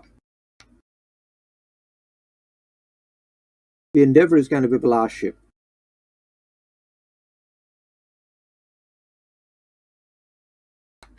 Yeah. Look at that sunset.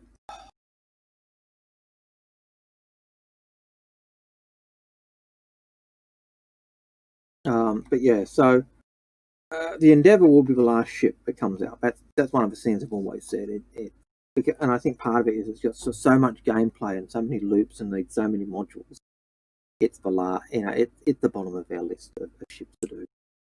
You see, I think whenever John Crew gets a question on it, you see his eyes almost roll. You see him almost keel over and so. Yeah. And I think part of it is just he knows it's such a beast of a ship. It's and it's not just that it's a floating space station. It's got an armored cab. It's the only ship that's got a cab that enables it to go into inhospitable space, like the corona of the sun. It can get closer to the sun than any other shipping game, and to do research, and then transmit that research back to the station, or take that research back to the station where the computers can number crunch it. No other ship can do that, and that does make the Endeavour's cab really, really important in that regard. And that's excluding the components that you've got on the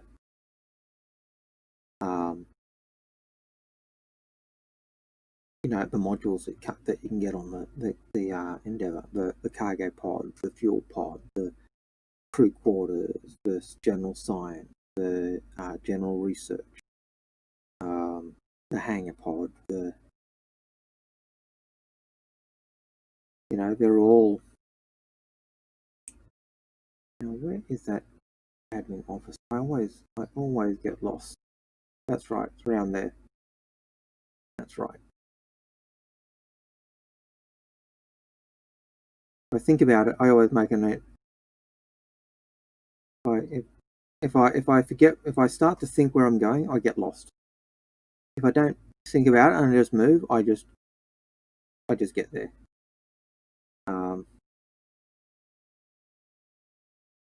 Could it be a sign that I've delayed too much?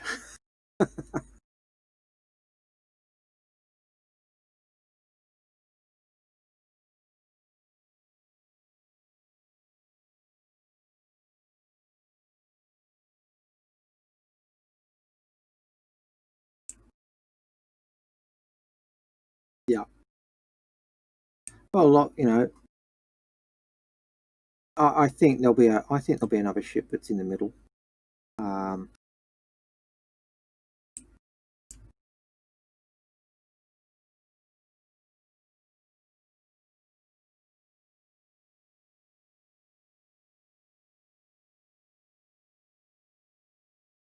Oh, you pecker.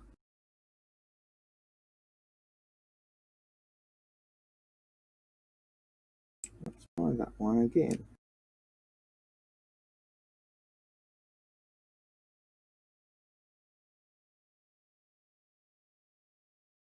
Yeah.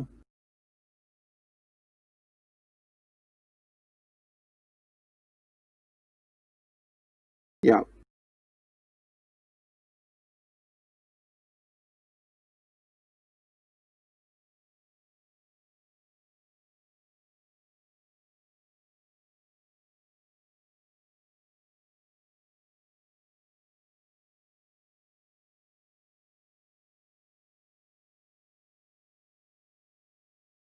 If you call up landing permissions, it actually resets the timer.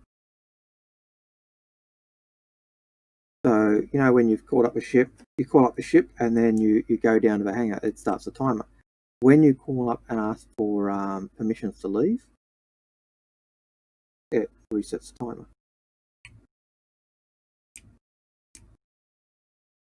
And it's one of the tidbits I was told. It's not something I've worked up myself. It was something that someone told me. So I now have 230,000 before I put on the Pembroke. Before I put on the Pembroke. So 230,000, 215 Alpha UEC, and I've got 109,000 in the Pembroke. So that means today I've basically made 334,000 Alpha UEC. That is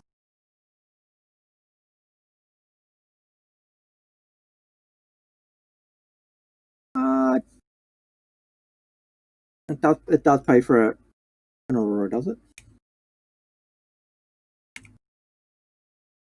Is that the ES or the MR?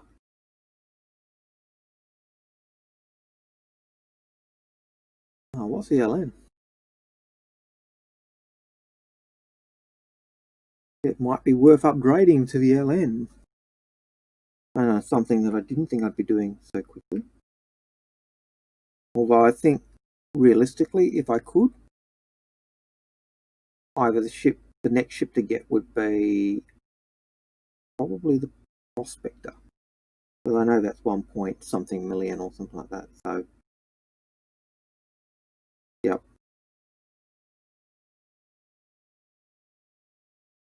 Oh, so I could actually I could actually just afford the LN. Why the LN? I've got an Aurora. Why get the LN? The EX is rubbish. It's the cheapest shipping game. It's what you do if you've actually really screwed things up for yourself and you need a ship. It only has I don't think it's got 2 hard points on the wings. It's only got it's only got a missile rack of 111, 1 size 1 rack, size 1 hard point, size 1 missile, 1 missile. Whereas the MR comes with two size 1 guns on gimbals on the nose, but also comes with 2 on the wings as well. So whereas I had to, on the MR, you had to pay to get those done, the LN actually has them. The MR also only has a 221 missile rack on the top, which is a size 2 rack, 2 missiles of size 1. Whereas the LN has, I think it's a 242 rack, which is size 2 rack, 4 missiles of size 2, or is it 4 missiles of size 1? But it certainly it has more missile ability and it has more weapon ability, and I think the components are even better on it as well. So in terms of the hard points and of the LN to the LX, the MR, the ES, the LN is by far the best one because it's got the better missile rack. The LX almost identical to the LN, but it can only takes 1 less missile. The MR worse than the LX. It has less missile power and comes with 4 slots, but only 2 guns, and the ES as well. In my opinion, not worth having.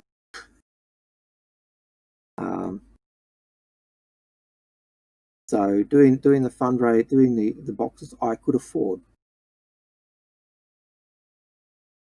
Doing the boxes that I picked up today, I could afford to buy the LN.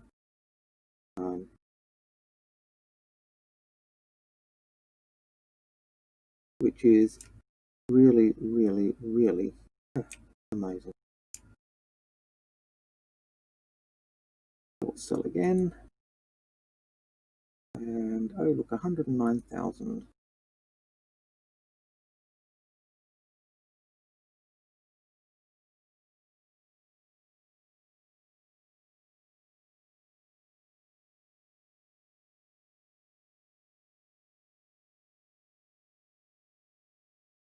It is almost tempting to go out and do the same thing again.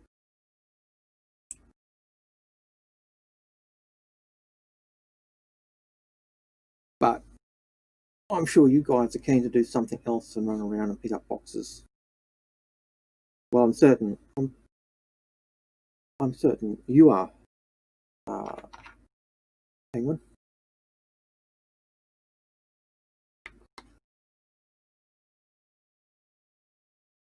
Highlander.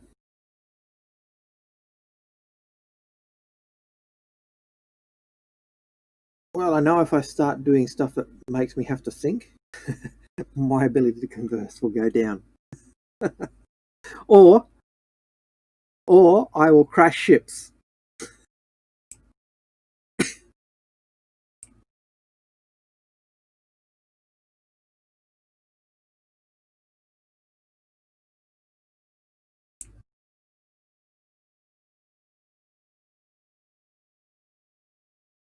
I didn't see any in Onisar, but yeah, we could do Babbage.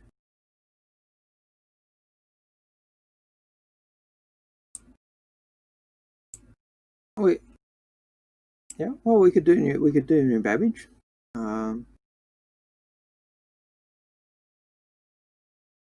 Although I'd have to buy another Kovama if I go outside.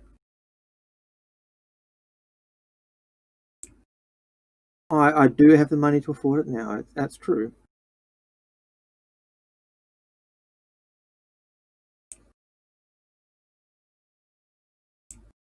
Well, I was thinking if we go to Microtech, and for those listening, I know you can't hear the other guys. We're talking about going to New Babbage or Microtech or ArtCorp to change for a change of scenery as we pick up more of these Luminalia presents. My thought is we just take one ship if we can, which means we're not taking my ship. And it's possible if we take the right ship, we could possibly even do some of those flame jumper missions, or even one of those hammerhead missions where we're killing those ships, because we'd have 2 gunners as well as a bigger ship. So that's just a suggestion.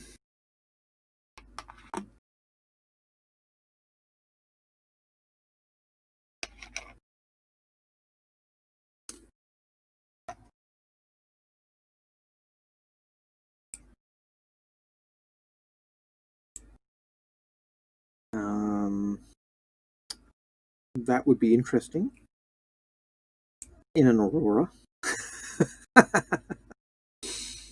I think we would die.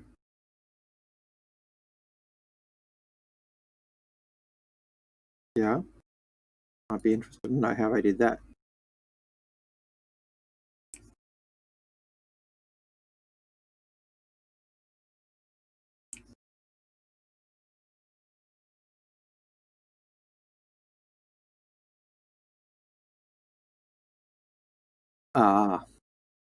All right. So you basically fly next to it, and then while you're flying next to it, you exit out, and because of the way the animation works, you end up inside the Idris.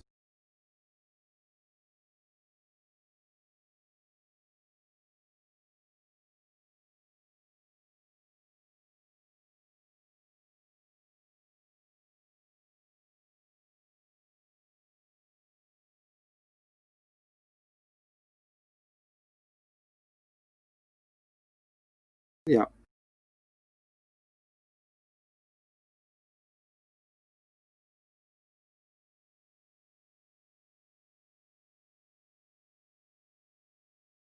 Well, I'm walking down to the space station, or the rail station, to get a lift. Oh, maybe I'll get that Luminalia gift since I just seen it.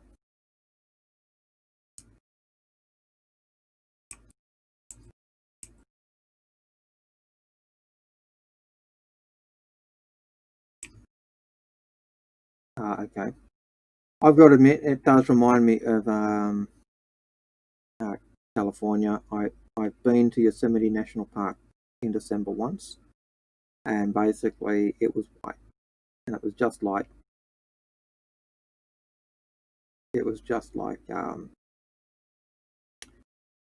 New Babbage. I've got to admit, I do have a soft spot for Lorville, just because the tundra looks like Australia. Looks like the outback Australia. I hate the pollution. I hate the all the gunk and all the other stuff, but I do like that aspect of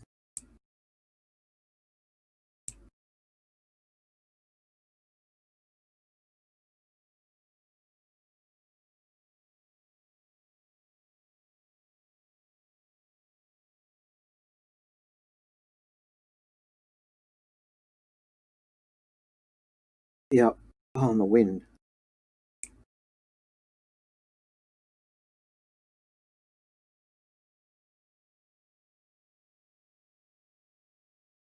Yep.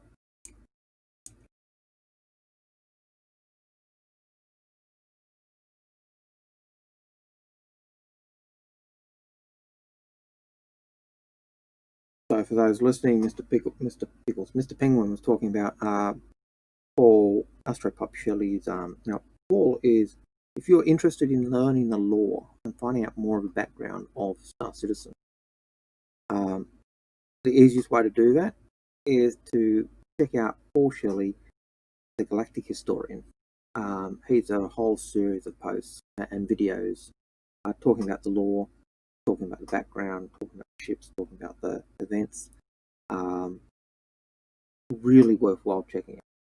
If you haven't checked him out, check him out, subscribe, hit his bell, do all the other stuff, because his stuff is second to none. So yeah, but one of the things he did was for Luminalia Day, he organised a trip where they did a 40-kilometre overland trip going from one destination to the other. One of the things with New Year or Luminalia Day is the Travellers Guild, or I'm not sure what they call the faith. Is it the Journeyman? No, I think it's the Travellers and but the faith is kind of this multi-inclusive faith, and the idea of it is at the new year of whichever planet you're on, over that period, you would try and go to, you'd leave and go to a new venue overnight. So you'd leave at that time, and then over the night, your goal would be to reach a new destination. And so Paul did that with going from one landing zone on Microtech to another location in Microtech. And when they were doing the test run, I met up with them in a Carrack, and one of the hard things was when I was trying to land, the winds were blowing the Carrack all over the place, and it just made landing so difficult.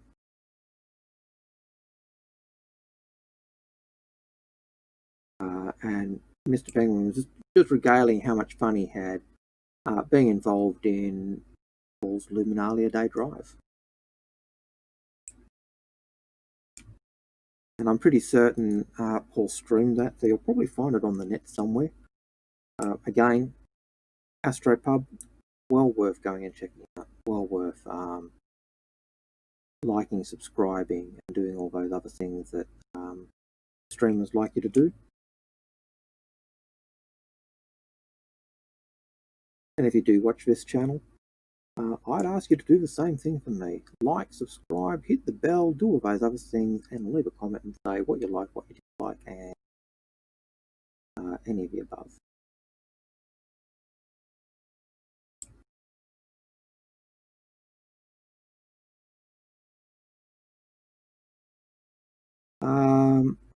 No.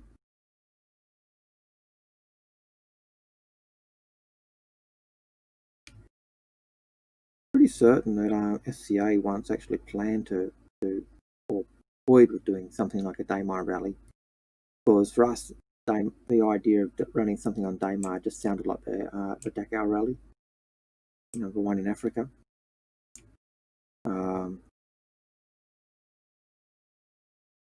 But at the time, we were also running the Crux Cup.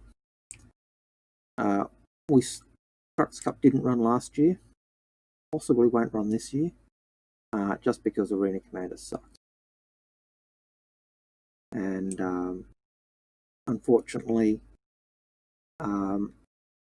just the number of crashes we were getting and the number of difficulties we were getting with people getting on and getting into the servers was just making it too difficult to run run the event, but we were the first.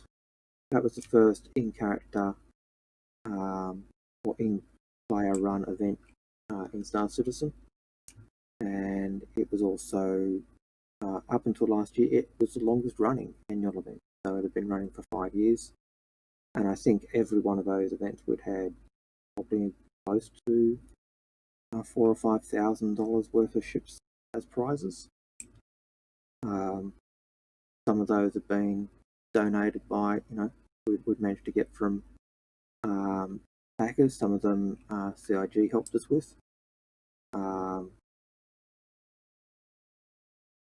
But yeah, so we had, generally $5,000 each year.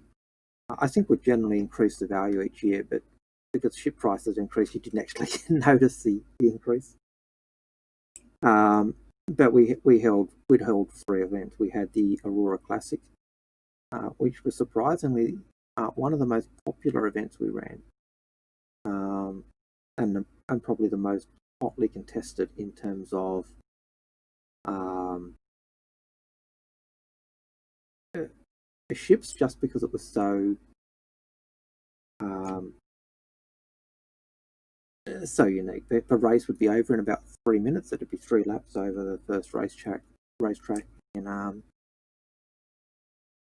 in the Arena Commander races, the shortest racetrack. And people were surprised at how fast the Auroras would get around that track, and how competitive people were in that race. We also ran we'd often run a race specifically for open for anyone except, and I think for that one we excluded ships like the M50 or the 350R, and then we had one specifically for the racing ships. And so we had 3 classes of race, and then we'd do the championship race, and yeah.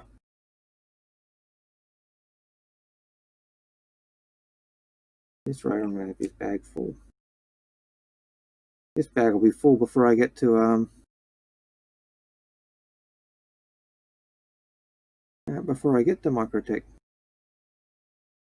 I reckon I must have another 20 or so.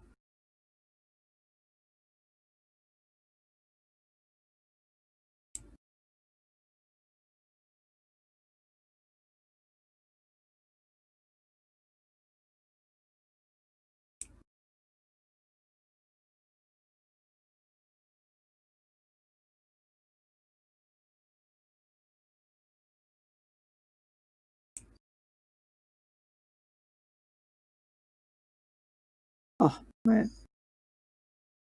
Oh, that's right. I often like just walking around. When you're walking around, you see so much more. You're running around everywhere, you miss everything. And I just find so many people miss the beauty of games, and it's the same in games like Daok or the Dark Age of Camelot. There were scenes where you pop the rise of a hill and you look down onto Camelot City, or and it was it was gorgeous, or Lord of the Rings and running through the mines of Moria and coming across a chasm and looking down and around the chasm and just seeing the massive detail in the artwork, and it was absolutely gorgeous. And people run around and just miss it.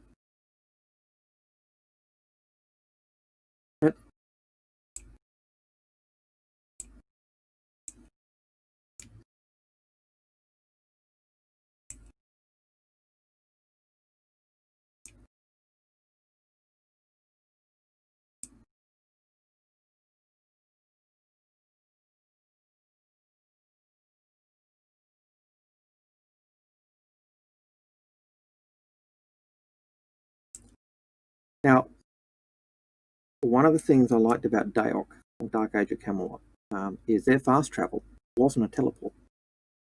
It was horse travel. Bit like WoW and Griffin travel. You'd get on a horse, and the horse would run along the paths and go through all the zones. Actually, I think there was an element where Lord of the Rings did that as well, where you could travel by horse to locations, or you could do the hearth. But when you're riding a horse or going through the zones, that was a great time because when you were riding it, had you caught a horse, you couldn't get knocked off the horse like you could if you were riding it yourself. And so you could ride your horse, and you'd know, the trip's a 10-minute trip. I'm not going to get knocked off this horse. I can go have a toilet break. I can go make a cup of coffee. I can, and so you'd do that. You'd have it's a 20-minute ride. Okay, I'll go and do the things I need to do, and then I'll come back and I'll be refreshed and able to go for another couple of hours. And that was brilliant. Well, I thought it was brilliant. But you could also sit on the horse as it was going and see the scenery go by. And that would also give you help, later on when you're going into those areas. So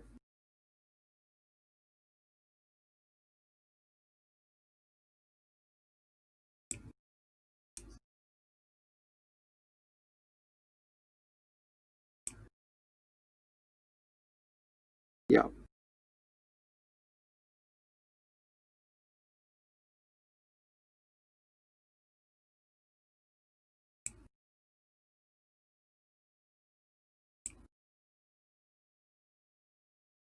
Yeah.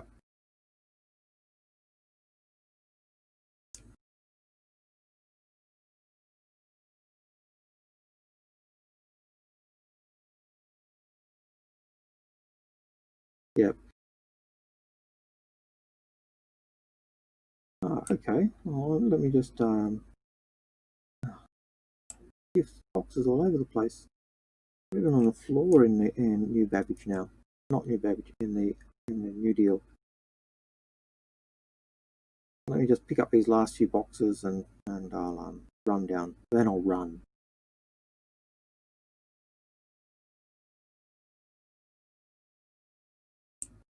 No, it's okay.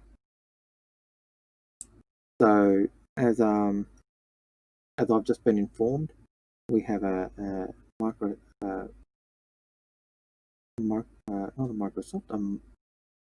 Mercury Star Runner in Hangar 7. So that's where we're going to head in a few seconds, in a few minutes. So many boxes. Oh, so many boxes. Boxes, lots of boxes. I'll have to go. I'll pick this one up and then I'll go. Even though I know there's about another 6 up here. Alright. I'm running now. If you check the stream, you can see that I am actually running. A thing I never do.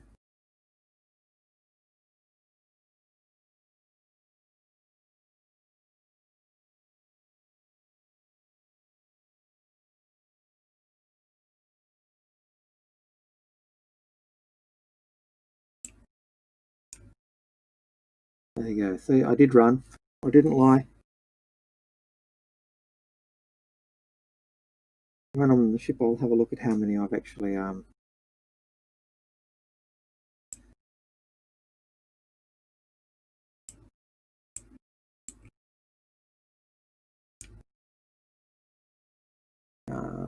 7.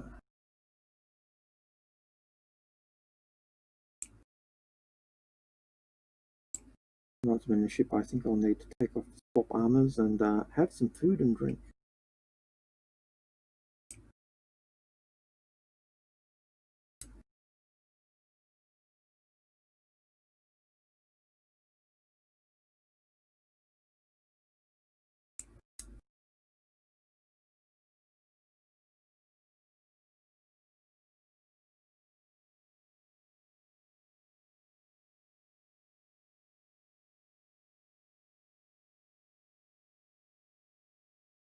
Yep.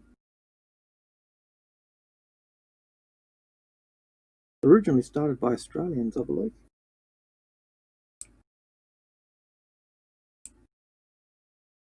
Let's go and sabotage a ship. I'll just get into engineering.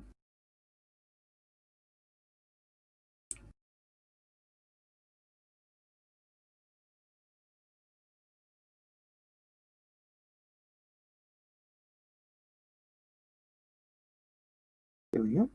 First floor. To open, help to remember to open doors.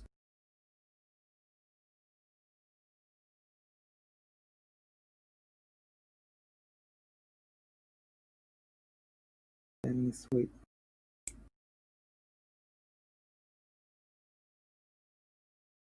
Oh, you got to do his Star Wars moment.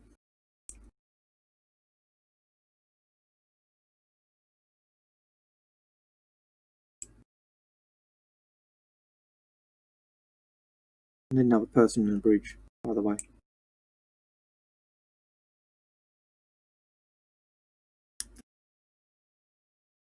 Oh, I can't get up there. Oh, yes. Need another person looking over your shoulder in the bridge, just so we can have 3 people, just like in the 9 album.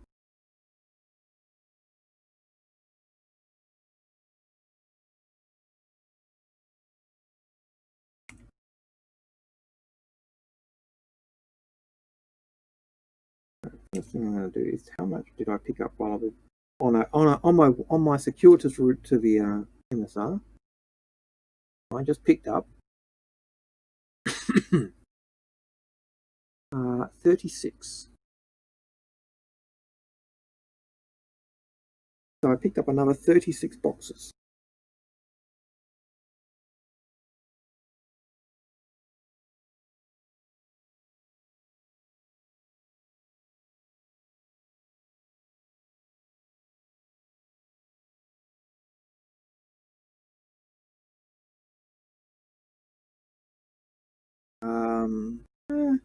Well, it depends whether we're going outside. If we're not going outside, it doesn't matter.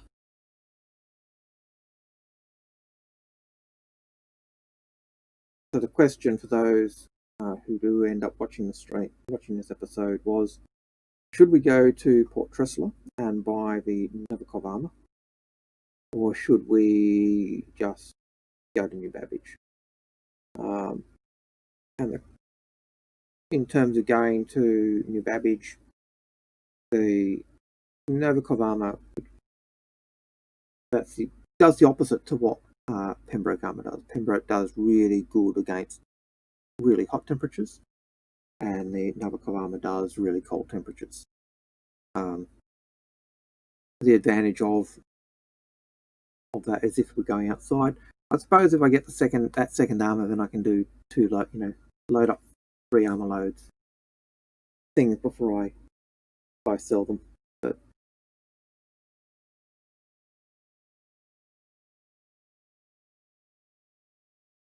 okay.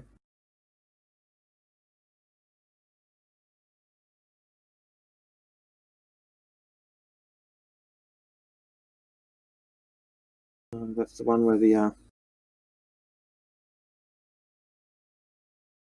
is that the one which was where the horror stories get told?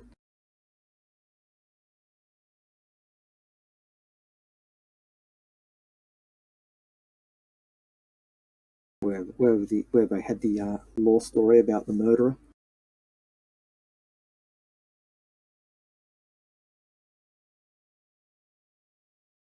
One of these days, have to try and find the Fleiser again. Fleiser is the javelin wreck on Daymar. It actually has a name. It is in law. The fate of a Fleiser, the FLYSSA.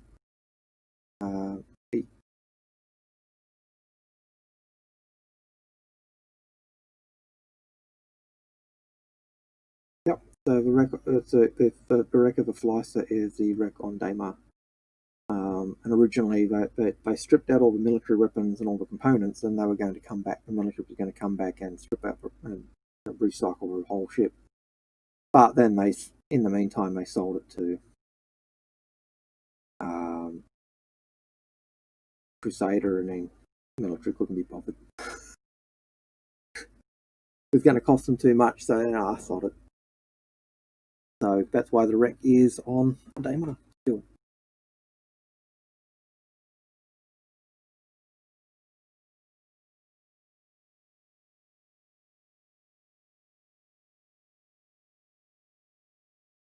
But now I've done that, I'll change my armor again.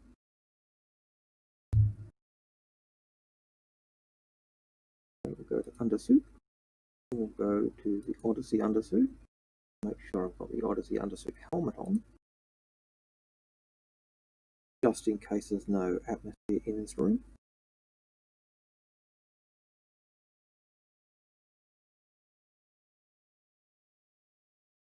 Now I'll go done.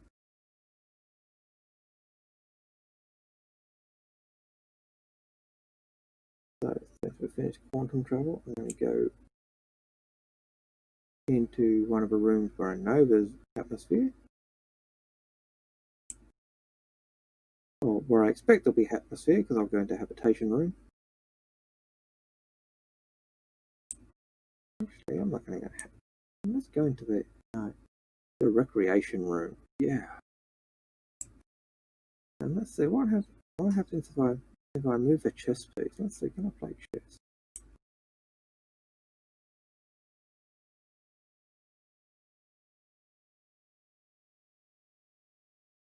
Okay, and can I place the chess piece?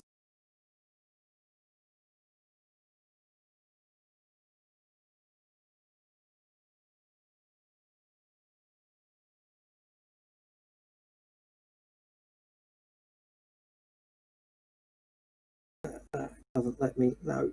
No.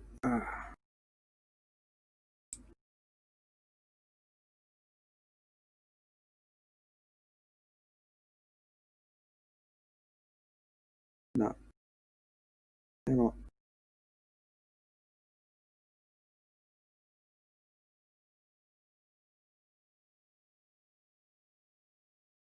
That's the best I could do for movement. I was getting the jumpy glitch, so I couldn't. Yeah. But I couldn't actually make a move. You getting the same problem?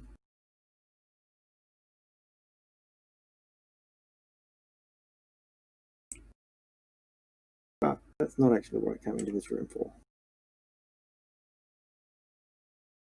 So my hope is that, like, the chess set does work. My hope is they'll actually make it so it's even better.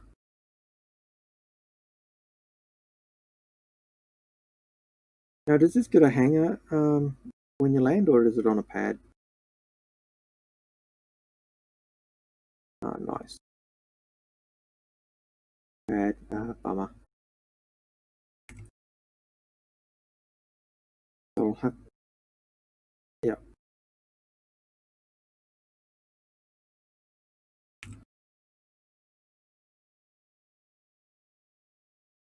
All right, so we need to take some.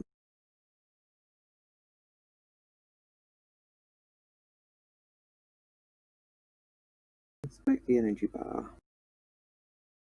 Come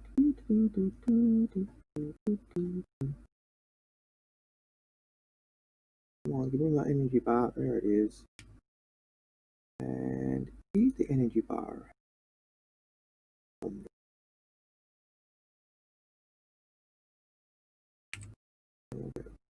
Drink again. Drink again. Drink again. Take out water. Take out water.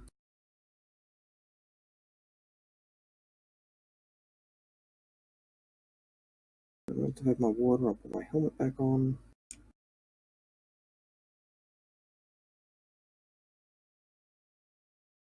Skull.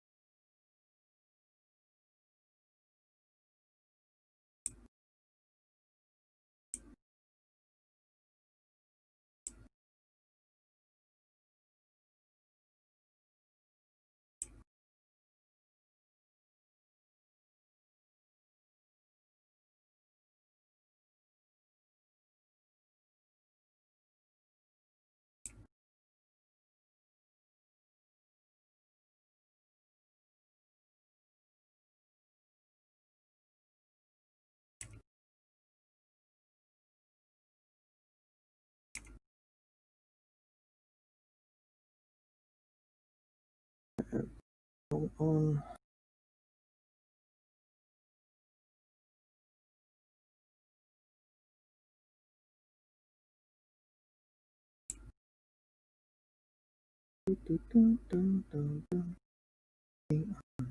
Walking on the moon.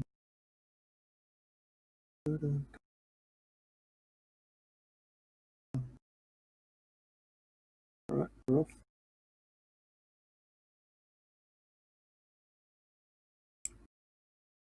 I was actually coming to lock the ship if it hadn't been locked already. Walking on the moon.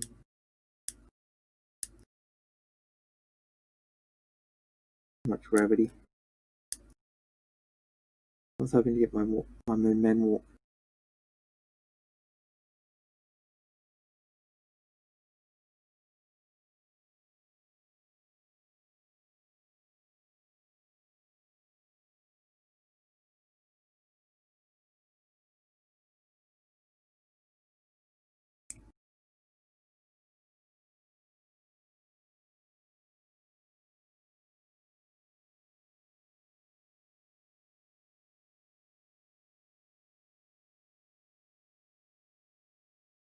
You guys are almost twins.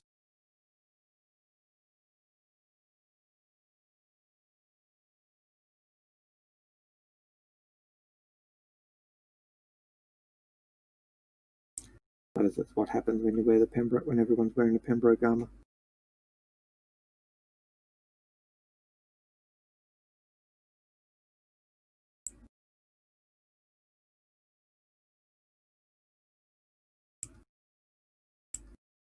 So he does. I did consider buying them, but nah.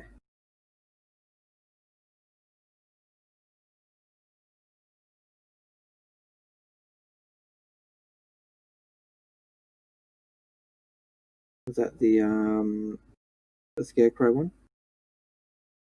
Yeah. Yeah.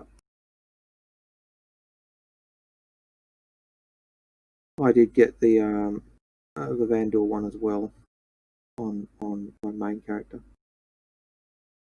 but I did the PvE way, the co-op way.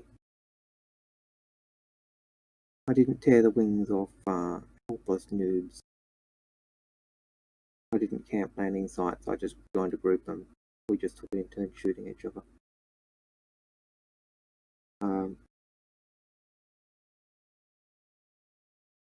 But you know, like when you look at what the event was, it certainly wasn't really a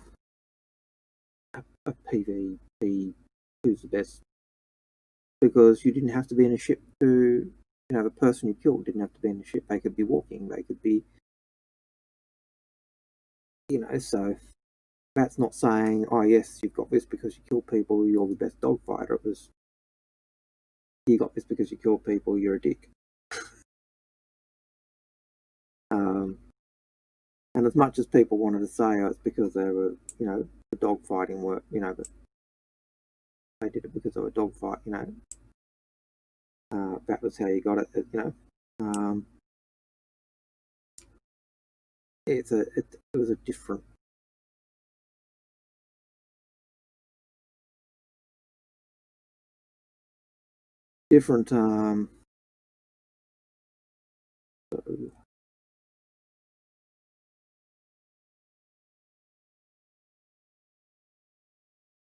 We'll take pips. Take the Australian cordial.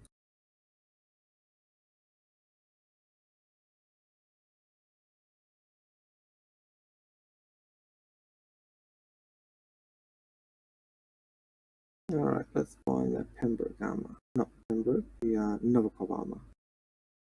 That's up the left. Do, do, do, do, do.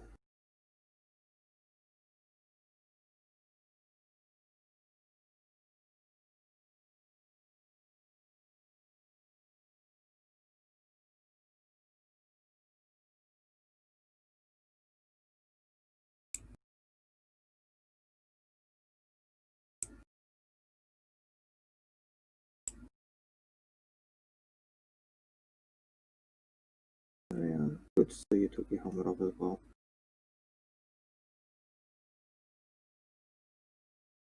food and hydrogen and hydration. Yep, that will always do it to you. But I wonder if I can some way Luminalia gifts that I've picked up here.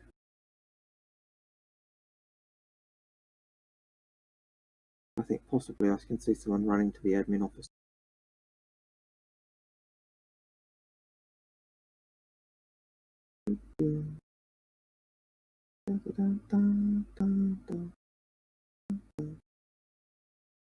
Now I've got police songs stuck in my head, all because of walking on the moon.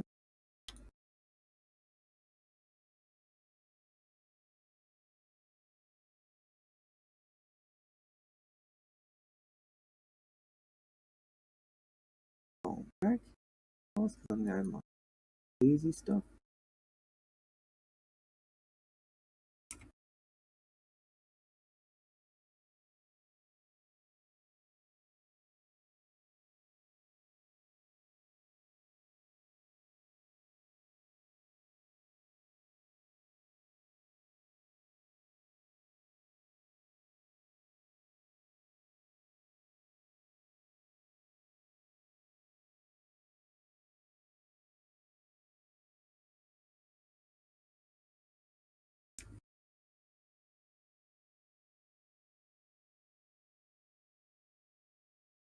And Luminalia gifts.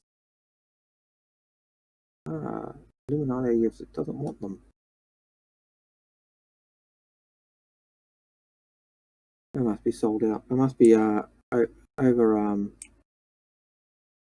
oversupplied.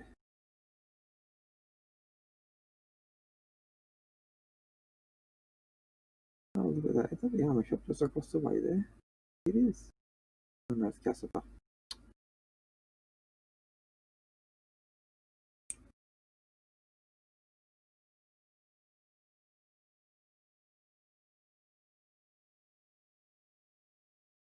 It's a shame that they don't have more clothing that is suitable for them. Like, it's all unisex.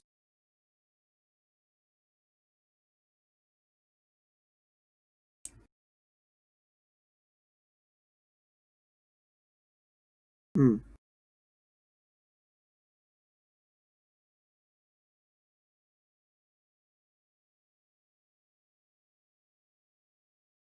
It would indeed.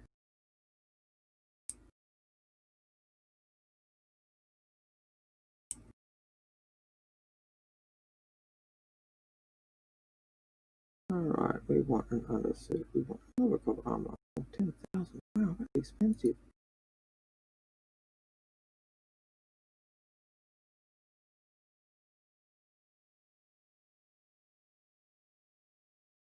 And we want to go armor. We could add another cover armor. There's another cover.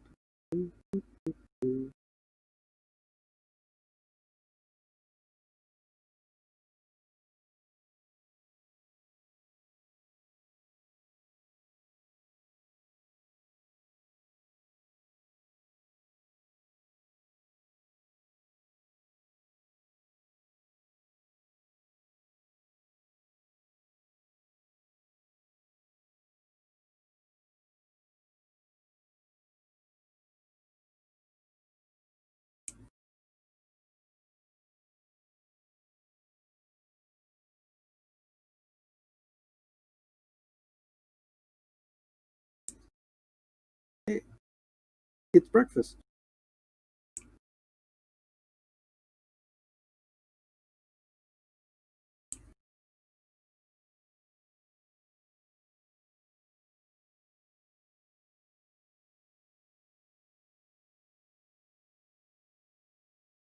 Oh, so what did you make? Pancakes?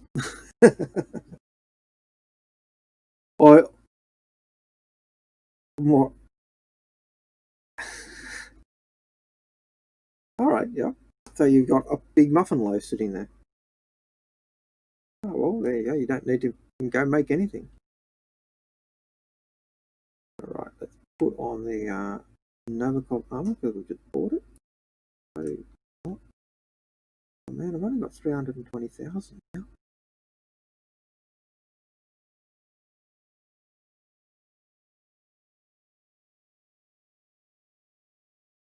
Well, you take care. I've just gone blank on your name, which is really bad. I'm thinking Pembroke. But yeah, thanks for hanging out and basically kind of joining us on the stream and wandering around the hallowed halls of Lorville. Yeah. So take care. God bless.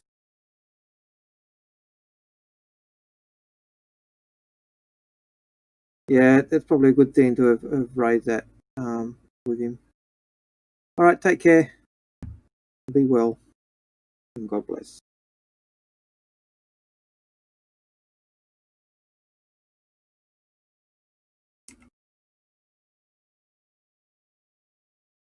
All right, so I'm kitted out. I'm ready. So we're going down planet side. We're taking your ship. Oh, yep, we're taking your ship because mine's still at Lorville.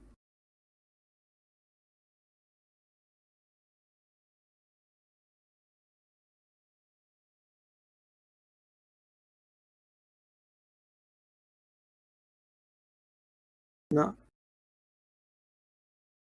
the fanciest ship you got. There you go.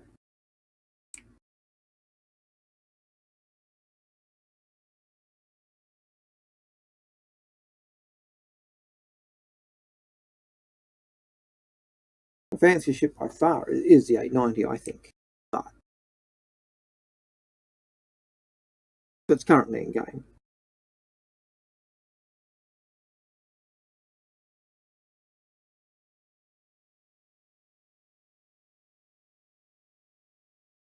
Your guy's got a limp at the moment.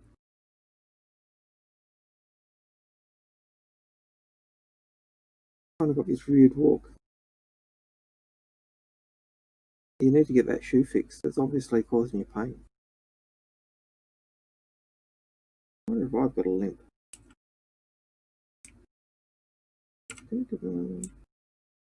No, she doesn't have a limp. She's walking nice and smooth. Just you. Well, I think she's smaller than you. Yep, she's shorter than you too. Hangar 3, hangar 3, 3. Yes, that's another homage to the Beatles.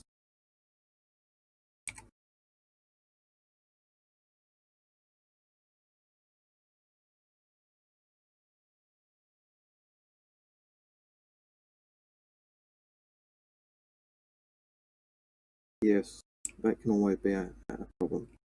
I will say that the dinner I did cook last night was rather good. Yeah, it was actually. It was very delicious. Nice and moist and creamy sauce with the creamy white wine sauce with the shallots or the spring onions and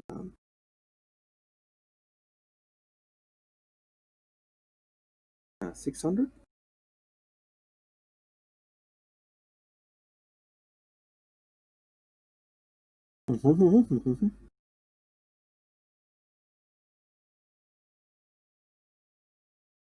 Yeah, one of my least favorite interiors of a ship. I've always felt that it tried to be an 890 when it didn't really need to. And by splitting the exploration one and the passenger one into two, they just made dog breakfast of it, I felt. I like the idea of trying to, like they did on the 890, of separating crew and passengers. I like the idea they tried to do with that, but it was still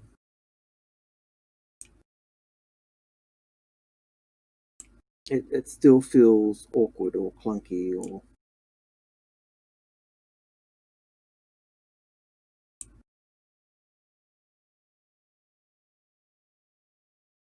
going up.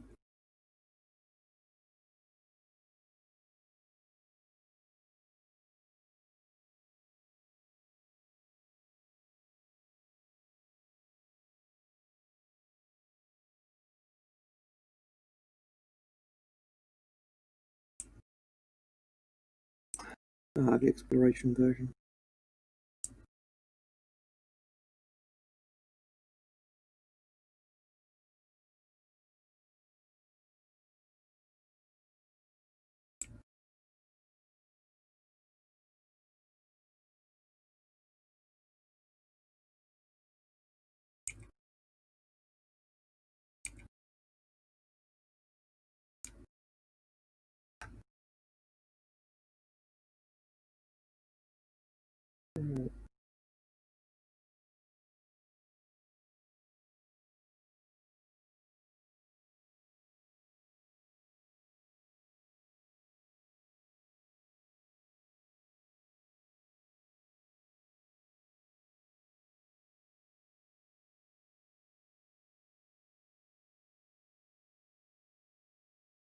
Is there only one remote turret on the 600?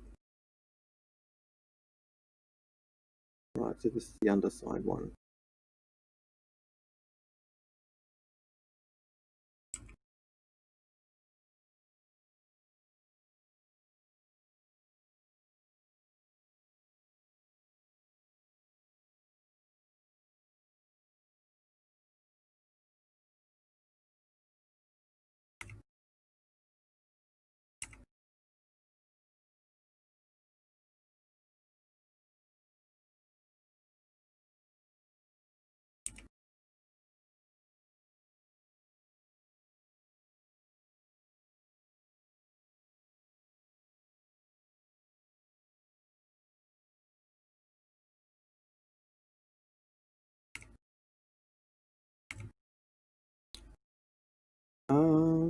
Yeah, campfire. Why not? I haven't been to a campfire.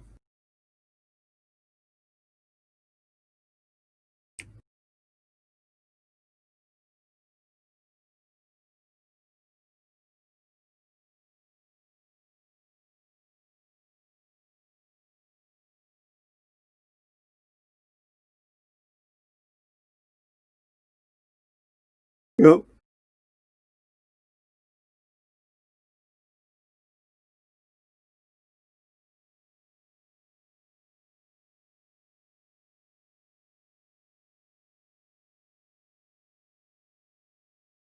Ah.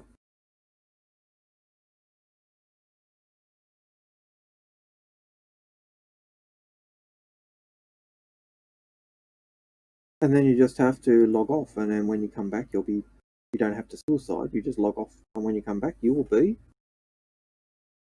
in a hang bay, in a hab.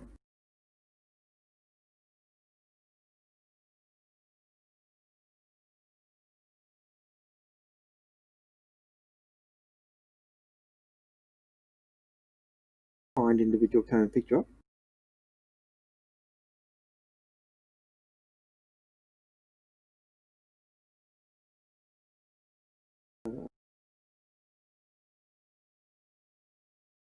Damn, I am still short on water. I drained my bottle. I'm still at 71% hydration. I must have been really low.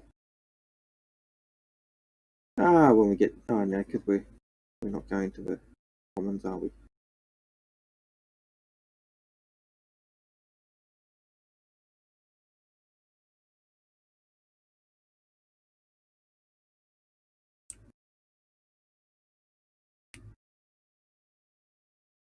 Changing seats, because that one's got the power on. I think this is the one that actually causes the blocks. Because every so often I get a shadow from the helmet at the top, dipping in. No, they'll fix this one too. Mobiglass is clear.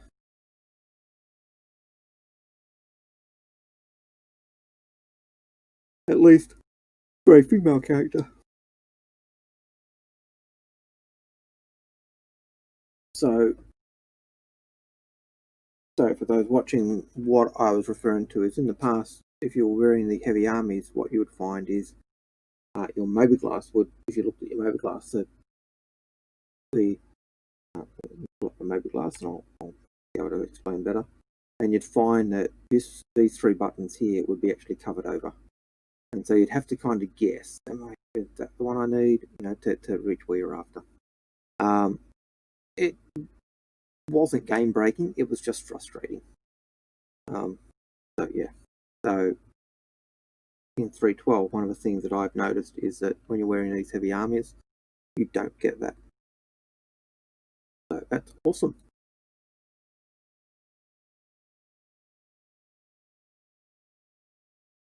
Your descent seems fairly slow.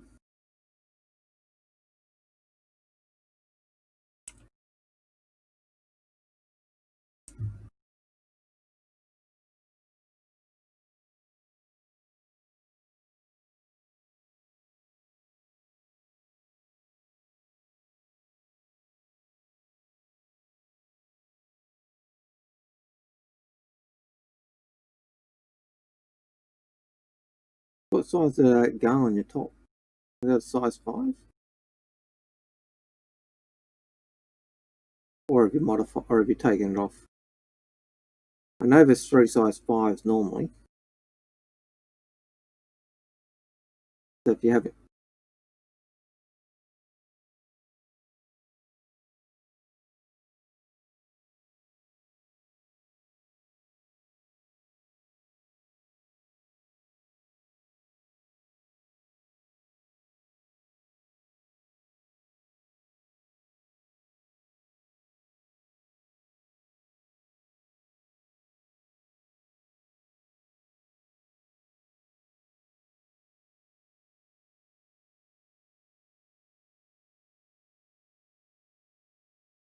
so we're going to the campsite, right? Okay, so given the campsites here, it is certainly not the place hidden in the hills where the murders were supposedly committed. It was the Halloween story about the, yeah,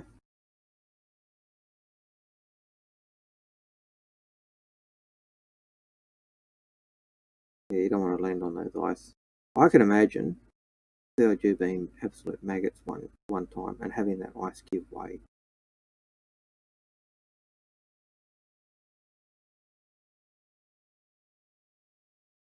If you flip your side, go on your side, you'll be able to get even closer to that. If it's too difficult, you're right. You're laughing. Cooking with gas. Look at that.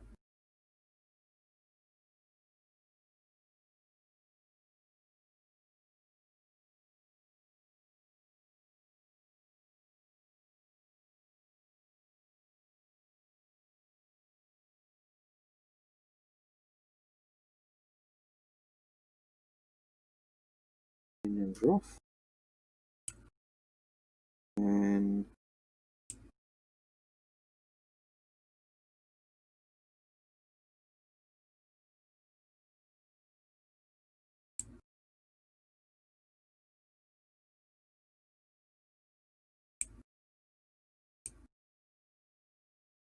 until we go out.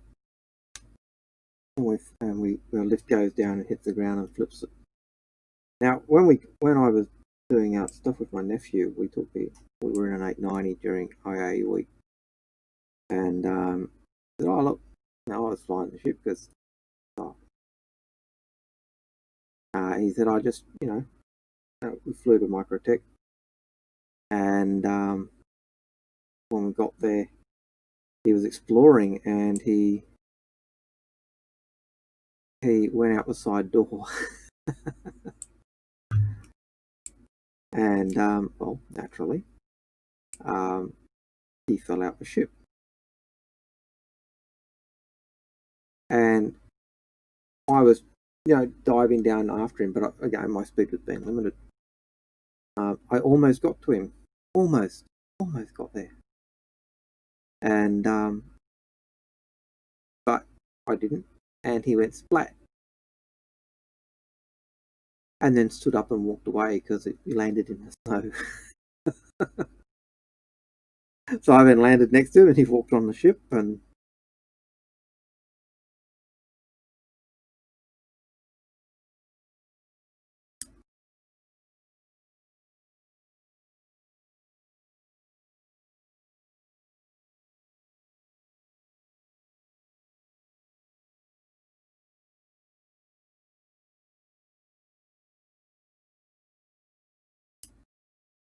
Yeah.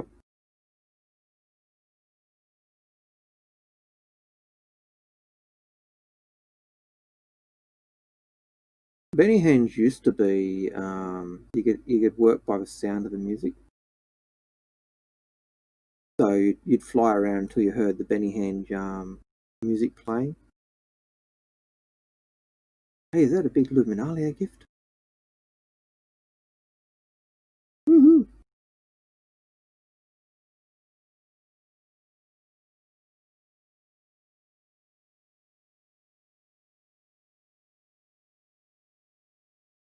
Nah, not mine.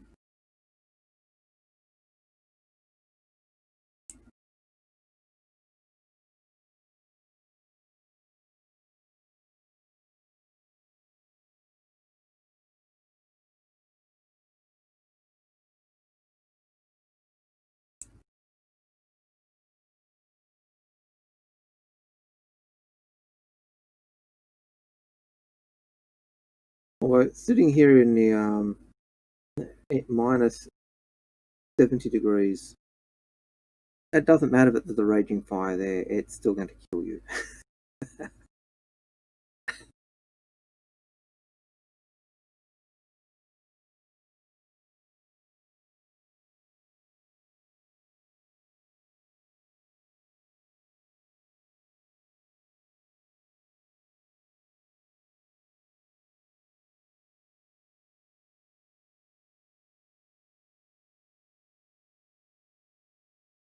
No, unfortunately. What's the emote to clean your glass? You remember?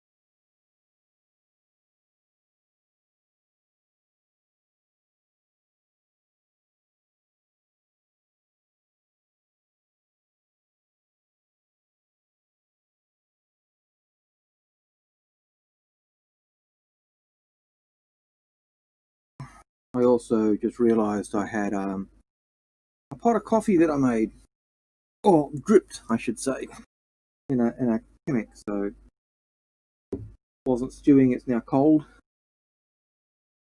But cold coffee on a in a place at 38 degrees is quite refreshing.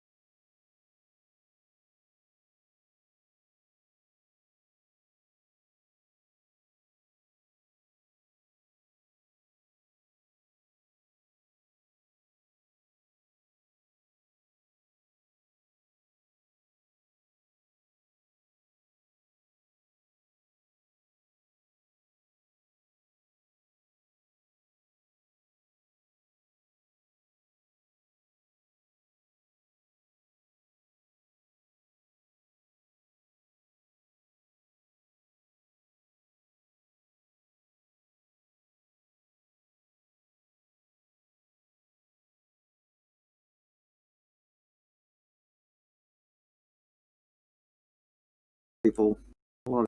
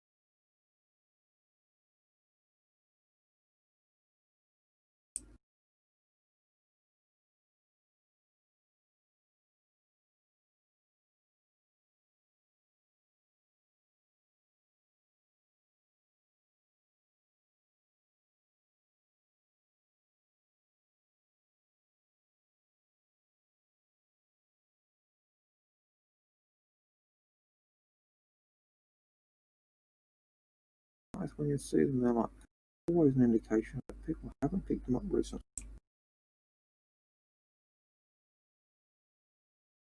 Mind you, we're on an Australian server, and given that it's midnight, it may mean there's not many Australians on, so we'll see.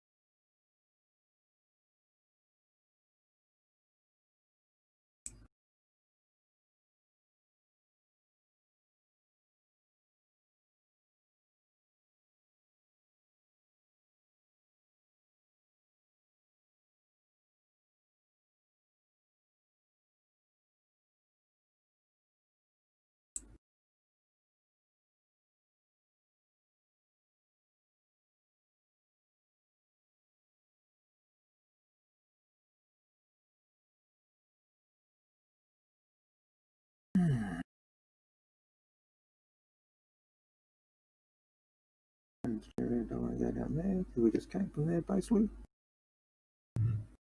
We want to go to the promenade. Oh, we'll check out this area first. Then we'll go to the promenade. We're feeling this area possibly been had all the gifts that any around picked up.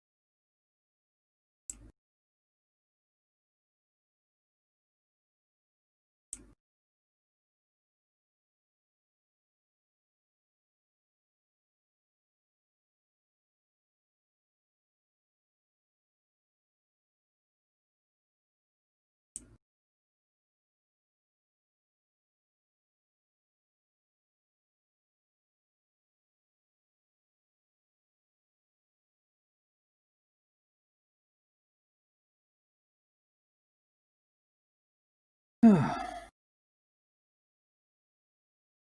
I'll just do a sweep around here, and then I think I'll be logging myself. It's been a long day. I've probably done 6 hours of wandering around, picking up boxes, not gems. Well, they may as well be gems because they're certainly worth a packet.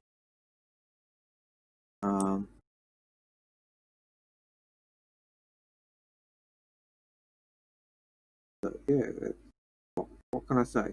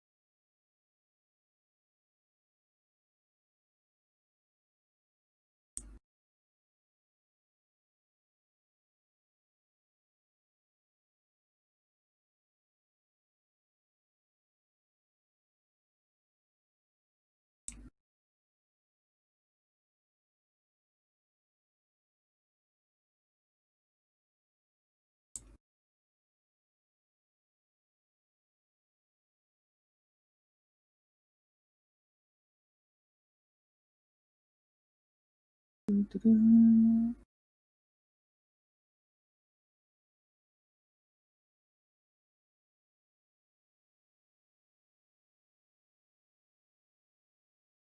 that I'm not really making some great effort to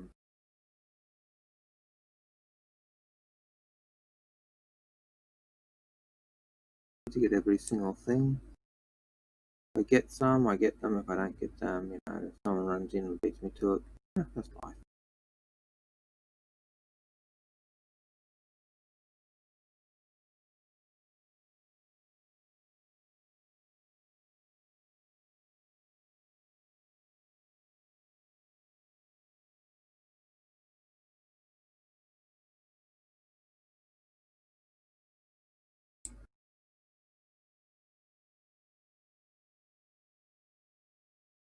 Even on a dance floor, look at that.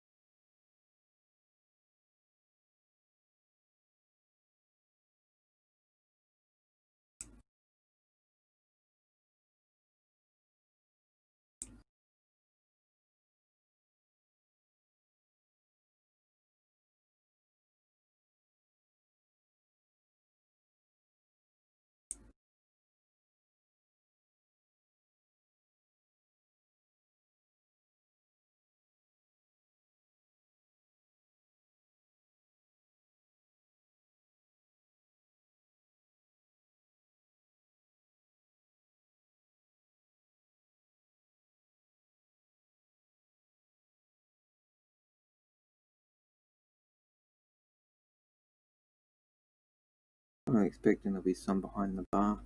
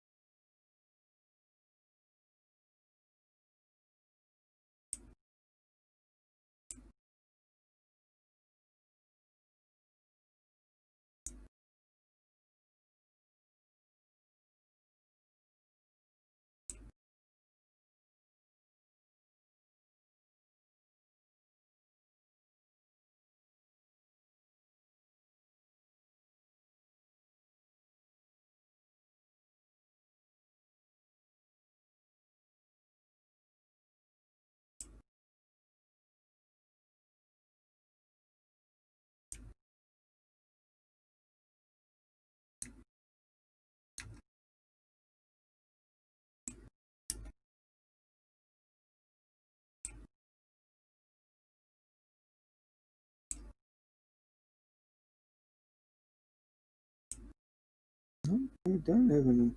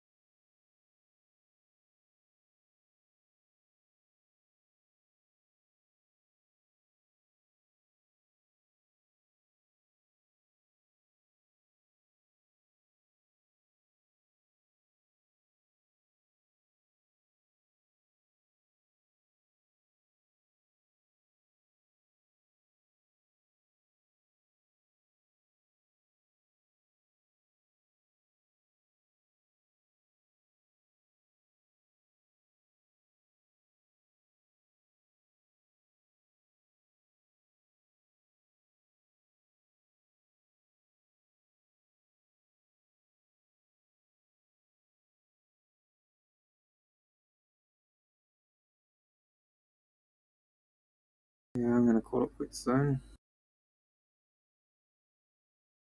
It's while it's lucrative, it is also quite tiring.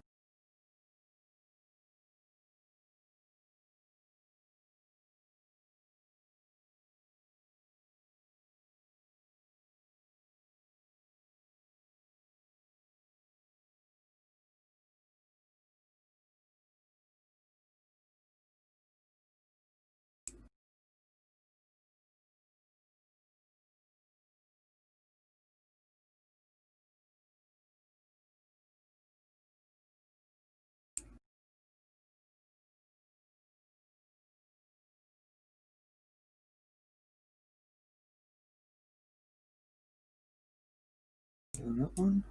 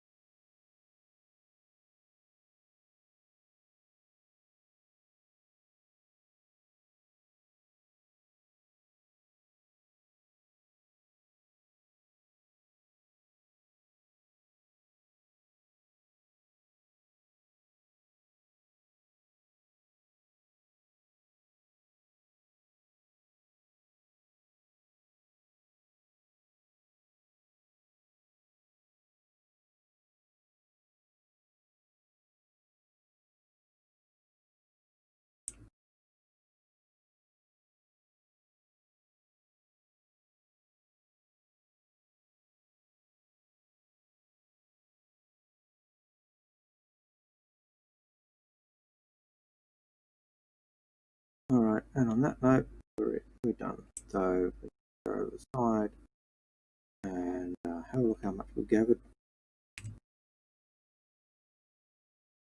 And it should be hopefully about 50 odd. Only 37. Well, that's not much really. I suppose for the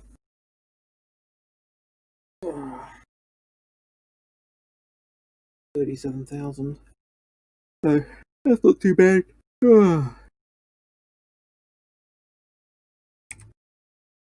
Oops.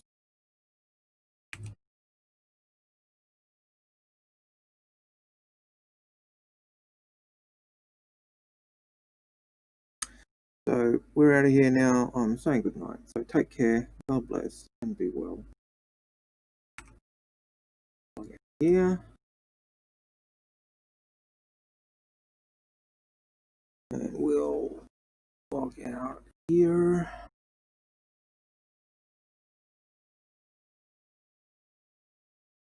Oh, PTU's back up. Log out here.